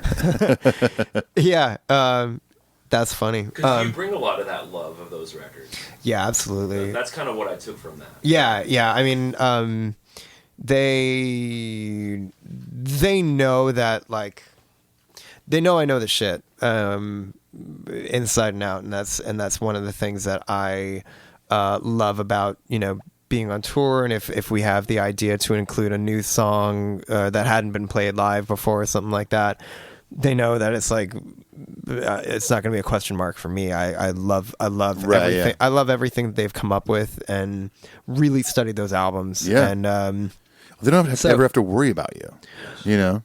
we all have to worry about each other. Sure, a little, there's some of that, yeah. Not musically, musically we're very respectful of the music, and because it took, I as a listener of those first 4 albums, I have immeasurable respect for what they were able to accomplish, and still to this day pushing forward creatively into new territories and stuff, and now being a part of it. It all comes from a place of like mutual respect and appreciation for each other's talents and the talents of who comes up with those songs. And, right. Yeah. And so I don't want to approach those songs with any kind of I want to do justice to those songs, and doing that really takes a lot of studying, and Sure. But also I think doing justice is also being like, look, I'm not one of those 9 guys, so I got to do it my own way. Yeah. And I think that gives the music and those guys, those players that did make those songs, the respect that they deserve and that it deserves as a piece of music. That it's like, look, I wasn't the guy that was there making it, but interpreting it in my own way now is what I feel is like a respectful kind of way to just go about it, because I really do love it. At the end of the day, I do love it. For sure. That's awesome. I read on Loudwire that the next Slipknot record is going to be all reggae. That's right. Because they all got let it. They all heard my new record, and they're like, well, we got to make a reggae record now. All right, we got 2 more questions here. Brad Blazek, friend of the show, says he can't wait to hear this episode. You're listening to it right now, Brad. He says... Yeah, you won't have to wait much longer. That's right. He says, always a big fan of the Conan O'Brien show, especially his interactions with Max. Can you talk about any interactions you might have had with Conan? So you're a kid running around the set in NBC. What is it, NBC? Was that NBC? Yeah, NBC, 30 Rockefeller Yeah. Plaza in New York, and then later when it was in Burbank. Because he's quite the music fan too, right? He's a guitar player. Oh, yeah. Yeah, I didn't have as much interaction with Conan as I did with Bruce. But would see him around a little bit. I mean, think about that. The difference between a TV host and someone in a band or a singer-songwriter is that, like, when you're on tour and you're in a band, you've done your work, and now you're just repeatedly showing your work. Right. When you're a TV host, you got to make your work every day. Absolutely. Every day has to be new. So... That's a harder job than most people realize. I think so. Bits, the monologues, being fresh with the guests. Especially if you've, You must have been seeing writers running around. And Oh yeah, like skits getting well, rehearsed and rejected. And I've heard the stories that when they started out, they would call their show Every Night Live because they were like they were for real running just so by the seat of their pants and everything, and they. When they started that show out, they didn't know that when they ended on Friday, they didn't know if they were going to be back on Monday. People don't remember, man, because I was watching it. That show was far out. Yeah. Oh, yeah. It was really strange. when I first got into Conan, it was probably late 90s, 98 maybe. And I'm like, this is just amazing. Like, it was so different from the other late night far shows. out. Rambo skits and shit. Oh, like yeah, that. totally. Yeah. But I never really had that much interaction with Conan. I played a song with the band, with the Tonight Show band, after I had done like some Bruce stuff, and Conan made a comment of how, when I was, when my dad was playing for the Tonight Show, I took over for him with Bruce, and so he kind of like had me on, and I played like a Ramones song with them or something. But yeah, I very kind, but didn't have too much interaction with Conan. All right, our last question, Jake Sarche.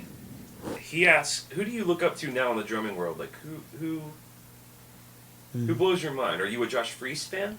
I love Josh Freese. Yeah, yeah, for sure. Who's on your radar? Let's see. Big fan of Jason Rader from Neurosis and Sleep. Bron Daler from Mastodon. Ben Kohler from Converge and Mutoid Man. Let's see. You Steve Ben. Martin fan? Yeah, totally. I think I'm more influenced, kind of like by friends. You know, like. Well, because a lot of these guys are your peers now. I mean, so that's a different thing for you, right? I don't. You're brushing up against people at festivals and. Yeah.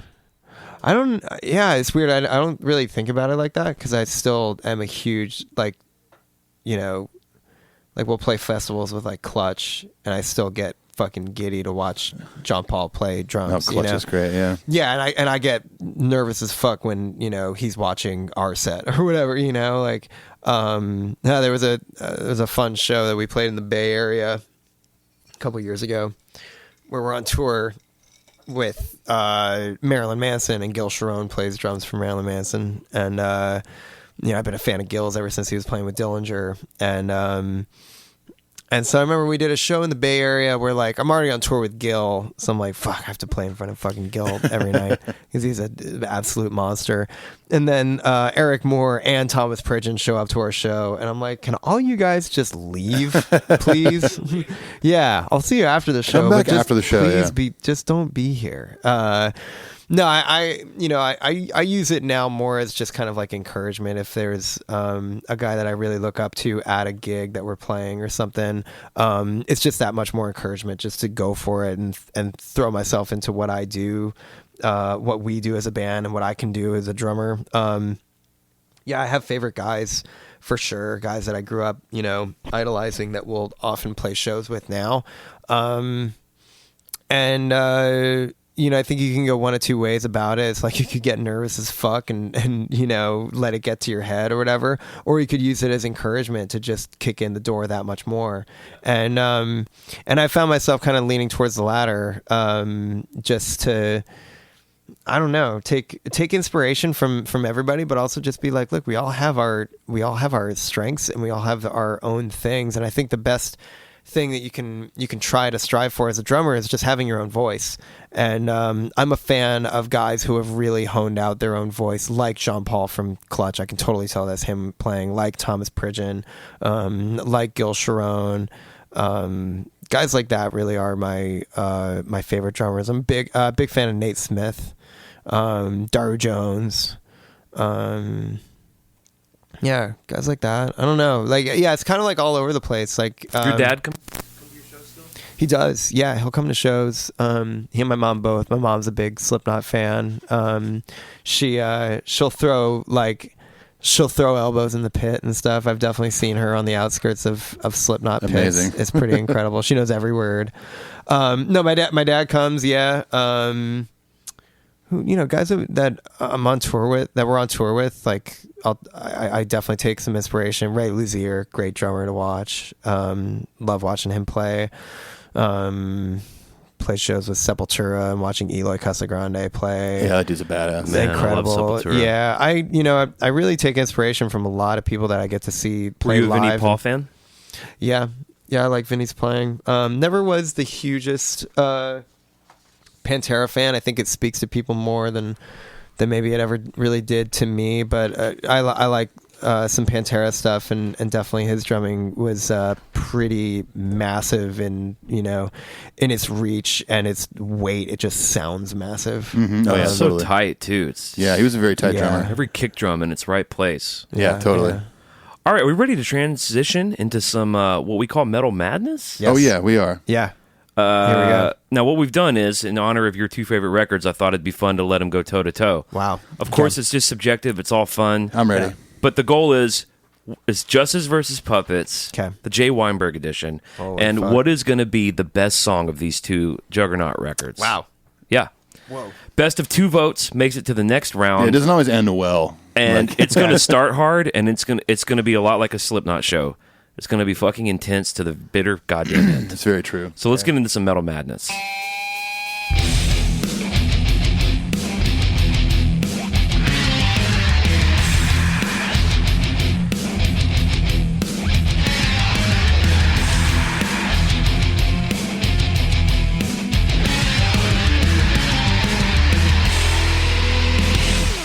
Okay, everyone understand the rules? Everyone know how it goes? You can plead cases. You can get heated. You can...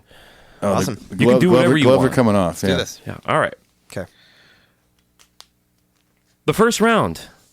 And I kind of did them. I kind of mashed them with where they match each other on the records. Is this like are you doing like first seed versus 8th seed kind of thing? I didn't do that. What? Okay. I did. I usually do. That's hard because you can't have like the 2 best teams going toe to toe. You can't have the Stanley Cup final in the fucking first round. That is what I did. Oh, that's okay. what I did. Wow. I thought about not doing that. Okay. Like Well, I did but- yeah, hardwired. We did a hardwired versus Death Magnetic, and I instead of doing like ballad for ballad, opener for opener, thrash for thrash, I fucked it up.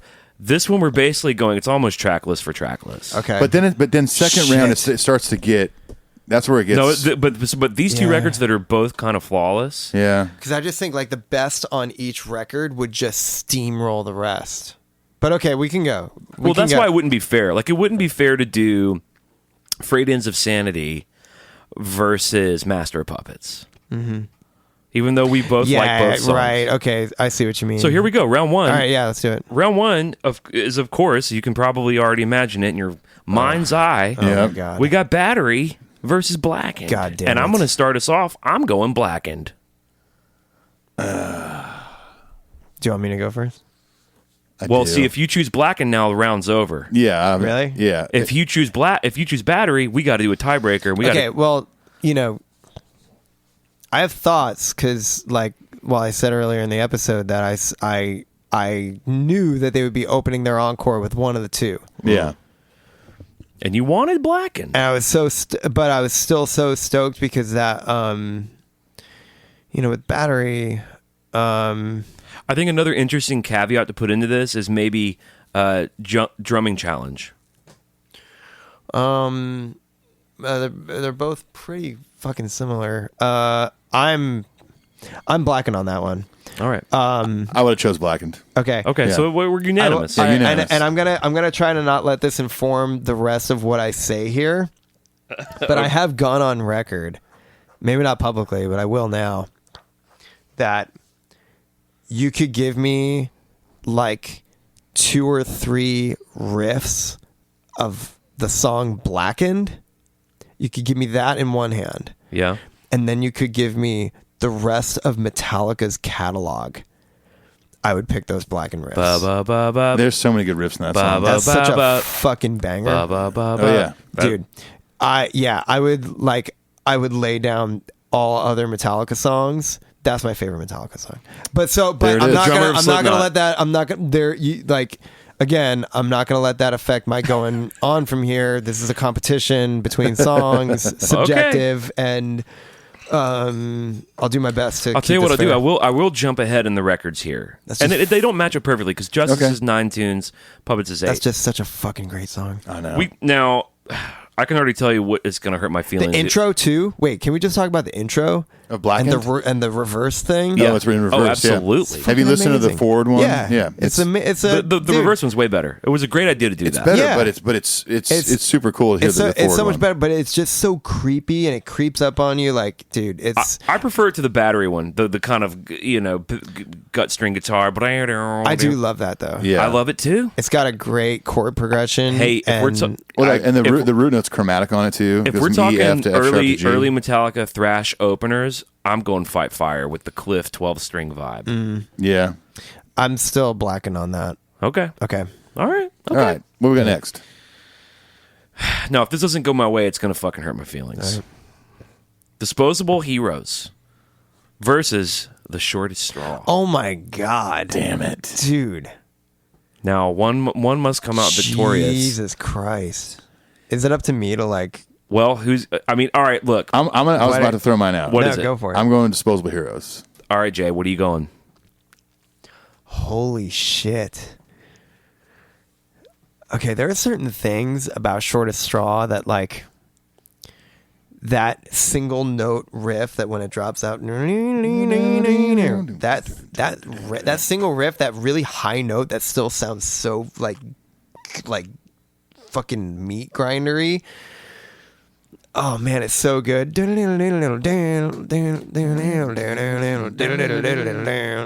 we playing an excerpt from the record right now? Yeah, you just heard a clip of Short of Straw. Shortest Straw. Like, dude, it's God, that sounds- song has so much vibe, but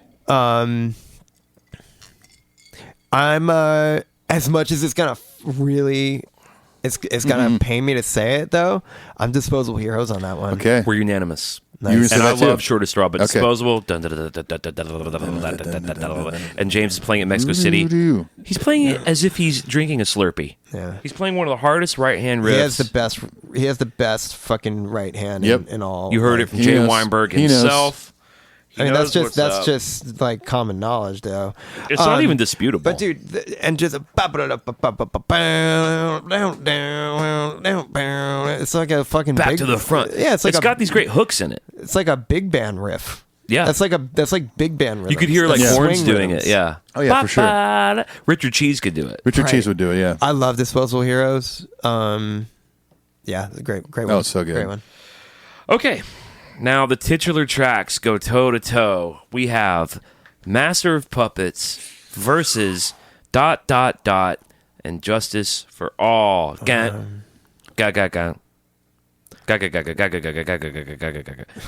I'll lead off. I'll say this. One of my favorite Lars moments on there, speaking of his composition drumming, Yeah, that's a good sound check drum riff. Yes, anytime When you're- someone's like, give me the whole kit, you're like, okay. Yeah, if you've got 3 rack toms, you got to play the Injustice. That's for what All. when I was in Reliant K, because I had 1 rack and 2 floors. Anytime our front house guy Scott would be like, hey, give me the whole kit, I would do that intro. Yeah, you got to. Oh, it's the best. Who's going to start us off? I've kind of already made up my mind. Can I start again? Yeah. Yeah. Puppets. Okay. I'm going to go Justice. I'm going to go Justice. Puppets is in my top 5 Metallica songs. Sure. Like pound for pound. But if we're putting these two babies next to each other for power, the progressive nature of Justice, it's a long and winding road. It and is. don't forget, speaking of bitchin' intros, Yeah, that's a great what one. are they, fucking Bach all of a sudden? Yanni. All right, tiebreaker. So the tiebreaker goes to Jay. You know, I think one of my favorite moments on the Injustice for All record is when it slows down and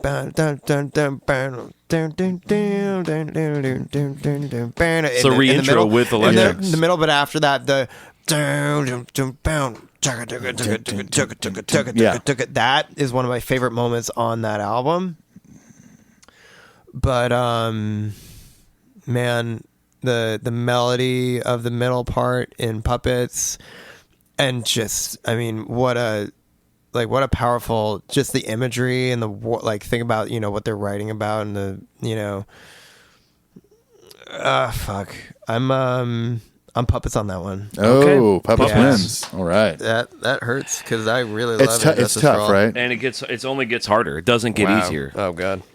Okay. Okay, moving on. I would consider these two songs, at least one of them for sure, to be underappreciated. And yet, if you're a diehard nerd like we obviously are, you like them both. We got Leper Messiah versus Harvester of Sorrow. Oh. Ooh. I'm actually, yeah. What is it? Harvester of Sorrow. I'm Harvester too. I'm Harvester, yeah. I love Leper Messiah. It's amazing. They just just- played it the other night, too, but Yeah. Harvester is great. Yeah. that was easier than I thought it'd be. One of my favorite clean intros of all their songs. Great intro. Dude, come on. You got in these days you get the Kirk Hammett Cookie Monster vocals. Oh yeah. Language of the man. Yeah. I love He's when, trying it though. I love when Newstead did it best. See, I mean, Newstead nailed that. Yeah. Where do you stand on the bass players? Who's your dude? Um, Is it if it's Puppets and is it Cliff? I really do like all eras, but I mean, because I'm also kind of like partial. Like I always like the new guys, you know. Like I Yeah. always just like the new guys. But I wonder why that is. I really love. Yeah. I really, fuck, man, because I like certain ways that Robert plays, like. He's a great bass battery and stuff. Oh like, yeah, watching him do that He's kind an of shit. bass player. Oh my god, watching him play Orion is great. Yeah, which and I'm sure Anesthesia, which I'm sure we'll get to. Mm-hmm. But I mean, fuck, man, you can't go wrong with Cliff. But other ways that Jason was like, Whiplash was such his song, you know. And, oh yeah, for sure. There, I don't know. I'm really. Each era is kind of just different for me, and I kind of like categorize it into just like different iterations of the band, which it was. But I really can't be partial to any one. Each one is kind of special in its own And way. that's fine. a fair, diplomatic, informed opinion. It's true. That's right. Yeah, I don't mean to ride fences, but that's just how I feel about That's it. dude, it's super all fair. good. Yeah. All right, here we go. The thing that should not be, affectionately referred to in the Met family as Thingy, versus Eye of the Beholder. Dun, dun, dun, dun, dun, dun, dun. Oh, a great intro. I love the intro to Eye of the Beholder. Fade in intro.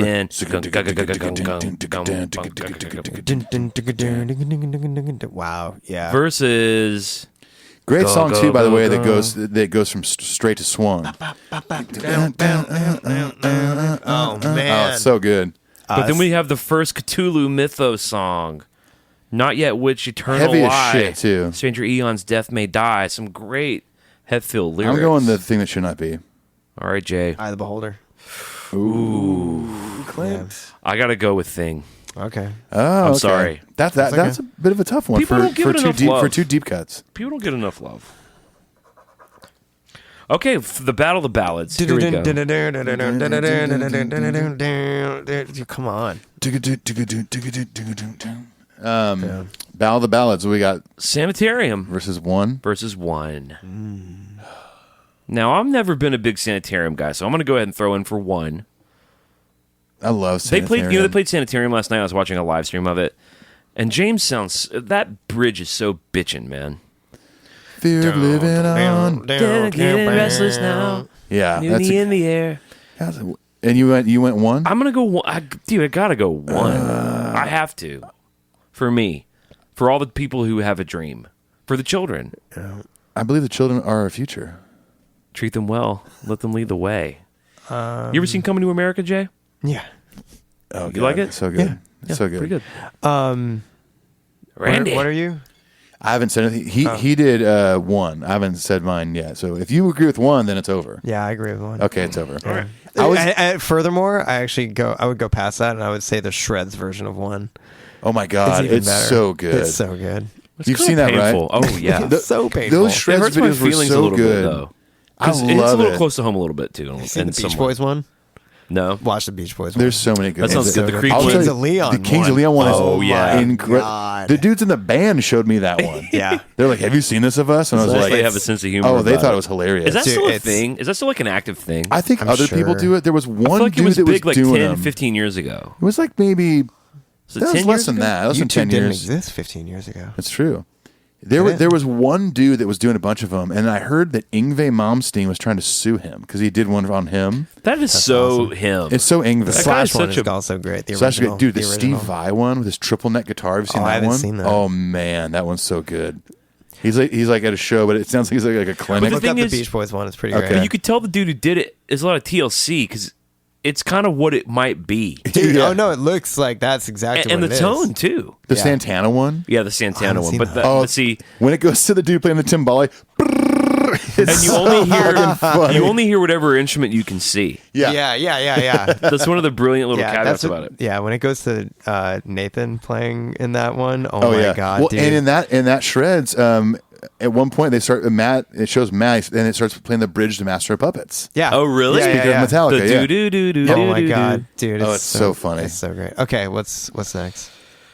I feel like I know what you guys are going to say, and it's already going to bum me out. Orion versus To Live Is to Die, the Battle of the Ballads. I'm going to Ryan. Yeah. Fuck you guys. Man. You were going to do it to Lewis today. To Live Is to Die is my favorite instrumental. I get it. Orion is a masterpiece. It is. But To Live Is to Die, gun, gun, gun, gun, gun, gun. Yeah. And they play it so slow, and it's just like it's them doing groove metal for the first time. Bum ba ba bum ba ba bum ba ba bum ba ba It's bum, really ba, good. bum, I mean, I ba, love it. bum, That ba, bridge ba. is beautiful. Yeah, I'm just Orion all the way. All right. I understand. I knew that would happen. All right, what we got next? Let's go ahead and jump to the ending thrashers. Damage Inc. versus Dyer's Eve. Ooh. Do you think you could play... Jay's mind is made up, I can tell. For Where sure. are you going? Dyer's Eve. All right, hold on before you answer. If Metallica were like, Jay Weinberg from Slipknot's here, we love the band, we're friends with them, we're going to have him come up and play Dyer's Eve. Now, Lars doesn't do the double kick in the verses. Are you rocking that double kick in the verses? Yeah, you have to. No problem? You have to. No problem. I mean, Have you seen him play? I'll do my best, but yeah, you got to. Have you seen him play 2 kick drums? Yeah, I have. He's got some Okay. fast feet. Well, all right. That's just one of the I more would challenging personally- ones. It's a fucking banger. I would have to skip it because I've never been in a band where I've been required to play double kick. So I never got good at double kick, other than like a couple little cheating things for like fast punk stuff or occasional like digga digga. That's about it. Damage Inc.'s no piece of cake either. No, they're both fucking rippers, dude. I mean, You're going Dyer's. I'm not just being contrarian. I'm going Damage. I like the whispery thing. It's creepy. Damage Incorporated. And that Kirk riff. I love that. There's amazing stuff in that song, but I'm with Jay on this one. I'm going Dyer's Eve. All right. Clearly, there's been a fucking. If you haven't noticed, Clint gets offended when you don't agree with him on this segment. I don't really. I just drum it up for the show. Yeah. So what do we got here? Well, this is where it starts to get really tough. Oh, so now we go ahead because all the winners are starting to go head to head now. Yeah. This is where it sucks. Yeah. We got Blackened versus Master of Puppets. Oh my god! And you got to pick one. You have to. There's no way out. All right. There's no way out. The only way out's through. I already know. I know what you're going with. Blackened. Yeah. I gotta go Blackened. Well, I have no choice. Yeah, it's over. Yeah. I was probably going to go Blackened, but yeah. Well, you can just tell us what were you going to go. I would have done Blackened. We don't need. I to was do thinking probably. about it, Master of Puppets. All right, I know what this one's going to be even for me. The thing that should not be versus one. I'm one on that one. Is Thing going to be on one? No fucking one, way. yeah. All right. How did Thing get through? Who else voted for Thing? Well, it was up against Eye of the Beholder, I think, right? Okay. I was the only one for Yeah. Boulder. Disposable Heroes versus Harvester of Sorrow. Ooh, that's tough. Wait, Disposable versus Harvester of Sorrow? Disposable. Yeah, Disposable. Okay. What were you going to say, Clint? Disposable. Okay. That's my jam. Doesn't get enough love. Orion versus Your Beloved Dyer's Eve. Ooh. Dear Mother, Dear Father, Earth, which is the way I've always heard it. Dear Mother, Dear Father, Earth. I always thought when I was a kid that it was like a song about the planet. That sounds Because Blackened is a song about the planet. Yeah, true. I'm going Dyer's Eve. Yeah, me too. Oh, wow. Orion's out just like that. Orion. Sorry, Orion. Wow. We just bitch slapped Orion to the curb. Fuck All you, right, Clint Burton. Blackened, the first song Jay ever saw Metallica perform live, versus One, probably their greatest ballad. Fucking Blackened. He's always going to choose Blackened. Dude, I'm going to go with Jay on this one. I'm going to go Blackened. Blackened. Were you going to say One, Clint? Of course I was going to say One. Yeah. But that's okay. Disposable Heroes versus Dyer's Eve. Ooh. Eee. I can't even tap it the way it is. You know what I am on that one? I would guess Dyer's for you. I'm Disposable on that one. Really? Yeah. I'm going to wait and see what you do. Disposable. Man, we're doing a lot of... That was a tough one. Both those songs are, Yeah. incredible, but... Dyer's Eve gets a little weighty. It's a little much.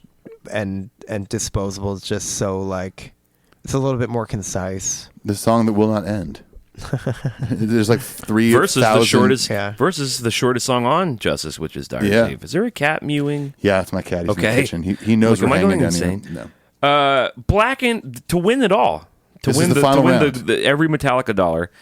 It's Blackened versus Disposable Heroes. That's a good Because I'm matchup. anticipating Jay, I'm gonna play devil's advocate, and I'm gonna lead us off with this one vote for Disposable Heroes. This is like this is a good World Series matchup. Mm-hmm. You went Disposable? I'm going Disposable. I'm going Blackened. Tiebreaker goes to Jay Weinberg. Yeah, you know it. It's Blackened. Yeah, it's Blackened. It's Prince Charming. There we go. Yeah, I just, God damn it, that song's fucking great. There it is. It is and great. It's not to say because I love all those songs that we just talked about, but if we were to then have like an alternate for the last round of Blackened against, if I pull one out just randomly, What might beat let's that see. for you? Maybe Creep? Well, I'm thinking something off the first 4 albums. Creeping Death? Yeah, Blackened versus Creeping Death. What are you on that? Creep. He loves Creeping Death. Yeah. Creep, that's my favorite Metallica song. Really? But Blackened's my second favorite. I'd probably go Blackened on that one too. What? What about you? Blackened. He goes Blackened on everything. Dude, Man, what could beat out Blackened? Blackened Four versus Horsemen? for me, 4 Horsemen. no. You heard him earlier. He said he would take like 3 of the riffs from Blackened over Over the whole Metallica. catalog. Yeah, Literally totally. the rest of the Yeah, catalog. exactly. Like literally. What was the the song rest you of the left off catalog. Freight Ends of Sanity? Because there was 9 songs? I left off Freight Ends. Okay, yeah. Would Freight Ends have done well with you? Yeah, it's still a banger. Yeah. Yeah. It's still a love that banger. song. I love that Blackened song. would have beaten it though. Yeah. Yeah. It's hard to fuck with Blackened. Yeah. Oh, you know, you can't. I think to me the one that holds the closest candle to Blackened would be Battery. The only way this could have been at all a fair fight that we would have like hashed it out at the very end was if it was like first seed versus 8th seed Yeah. kind of thing, and we Right, went like yeah. that inwards, and then the 2 Clash of the Titans, Blackened versus Battery. That Yeah. I mean, Let's do it right it's at now. the beginning. It's at the beginning of the thing, so we can't really like. It's the first thing we talk about, so we kind of have to get through it. But it's like those 2 songs. we got rid of Battery right away. It's hard. It's how super can you hard. do that? Well, That's we did really- it. How do we do this to ourselves? You gotta, but it's Who just does like. that? But that. Those to me are the 2 like. I mean, there's a reason they would choose one over the other. Yeah. Each like every other night to open their Right, fucking yeah. encore. That's Like insane. that they would choose either Blackened or Battery, knowing that it would satiate something in what you want from a Metallica show. Yeah. And you don't hear the other, and you're okay with it. Right. You know what I mean? He wanted to hear Blackened. He heard Battery and was like, no I problem. was Okay, like, that's cool. I'm still down. Yeah. I Still can way deal with down. this. When I saw Yeah. them in St. Louis in that slot, they did Whiplash, and it was like, no problem. Yeah. I saw Blackened. I would have and been Battery. a little bit. I would have loved it, but I would have been a little bit more. Did they play Blackened or Battery? No. I saw Blackened in Detroit. We would've saw been a little Blackened in pissed. Detroit. I saw Battery in Philly. I could have done with a little less Black Album, if I'm Yeah. speaking truthfully. No, they're heavy on it. Yeah. Although- I mean, and you're playing baseball stadiums, so I kind of get it. Although on this Right.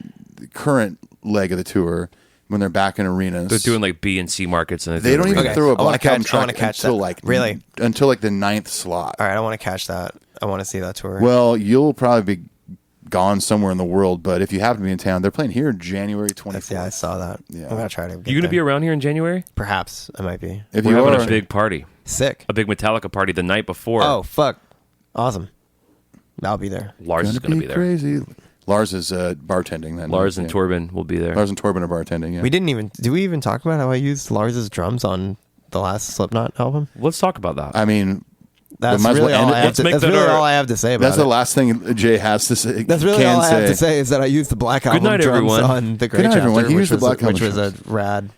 You literally hit those kick drums acoustically in the room, and you're like, those are the fucking Black Album. You're like, that's the kick Black drums. Album. Yeah. So this is the kit you see in A Year and a Half Life of Metallica documentary. Yes. You used all the drums but the snare. Right? How many rack toms does he? He uses 4 like bigger. rack Yeah, toms? I used the 3 rack toms and the 2 floor toms. Okay, you're a 3 rack tom guy. Yeah. Okay, Yeah. that's insane. I mean, That's crazy. those drums are famously sampled. Owned by Ross Garfield. The Yeah, I was drum going to say, doctor. walk us through a little bit how it came to be. So you're making that record with, Greg yeah, Fiddleman, with Greg, who co-produced that album. Yep. We and so it's in storage somewhere. The kid or Cartage brought it. Or? I mean, well, Ross, he was just the dude by my side tuning the drums and making sure everything sounded great while I was just like kind of a little bit out of my mind making that record. He was there every day when I was tracking drums, and great just such a knowledgeable guy about drums and making records in LA. Like pretty much any record that you like that was made in LA probably had his drums on it. Yeah. And he brought the snare that was used on Nevermind. He told me. Wow. Unbelievable. So I think we used that on maybe some things. Nevermind in the Black Album. Yeah. 2 decent successes. Yeah, they did okay. Yeah, so you definitely kind of. I'm not too like, you know. There's definitely some juju. I think it's, you know, it's more the player than anything. Of course, but it's just like, for history's sake. Just to it's be like, holy goddamn, those are some kick-ass sounding drums. Yeah. And to the end that it's like, you know what, they're really not. It's not like studio trickery that made those drums sound that way. It's like these drums sound particularly special. Even when you're just playing them acoustically in the room, right? Yeah. Like these sound fucking great. That's awesome. Yeah. That's so cool. And what kind of kit was it? It's an old Gretsch. Old Gretsch, that's right. That's so awesome. Yeah, Ross would have the specifics, but it's black and it's awesome. That's so rad. Yeah. So cool. Yep. Well, I mean, God, thank you for doing this. By the way, thank you guys. What are we pushing here? Like 3 hours? Yeah, about that. Yeah, it's so awesome that we've run into each other numerous times around Nashville. We finally made this work, and this is great. Thank you for doing this and being a part of the show. Thank you, Jay. Thank you, it was guys. awesome, man. Yeah, thank you guys. Yeah, and you fuckers listening right now better appreciate Jay Weinberg. Are you talking to me? Or else. I do. I No, will. not you fuckers. I'm talking about the people listening on their phones right now, whatever they're listening on. Well, we'll let Jay go. Much appreciate. Once again, thanks. Peace out. Rock on. Say a rock and roll thing. Later, my dogs. If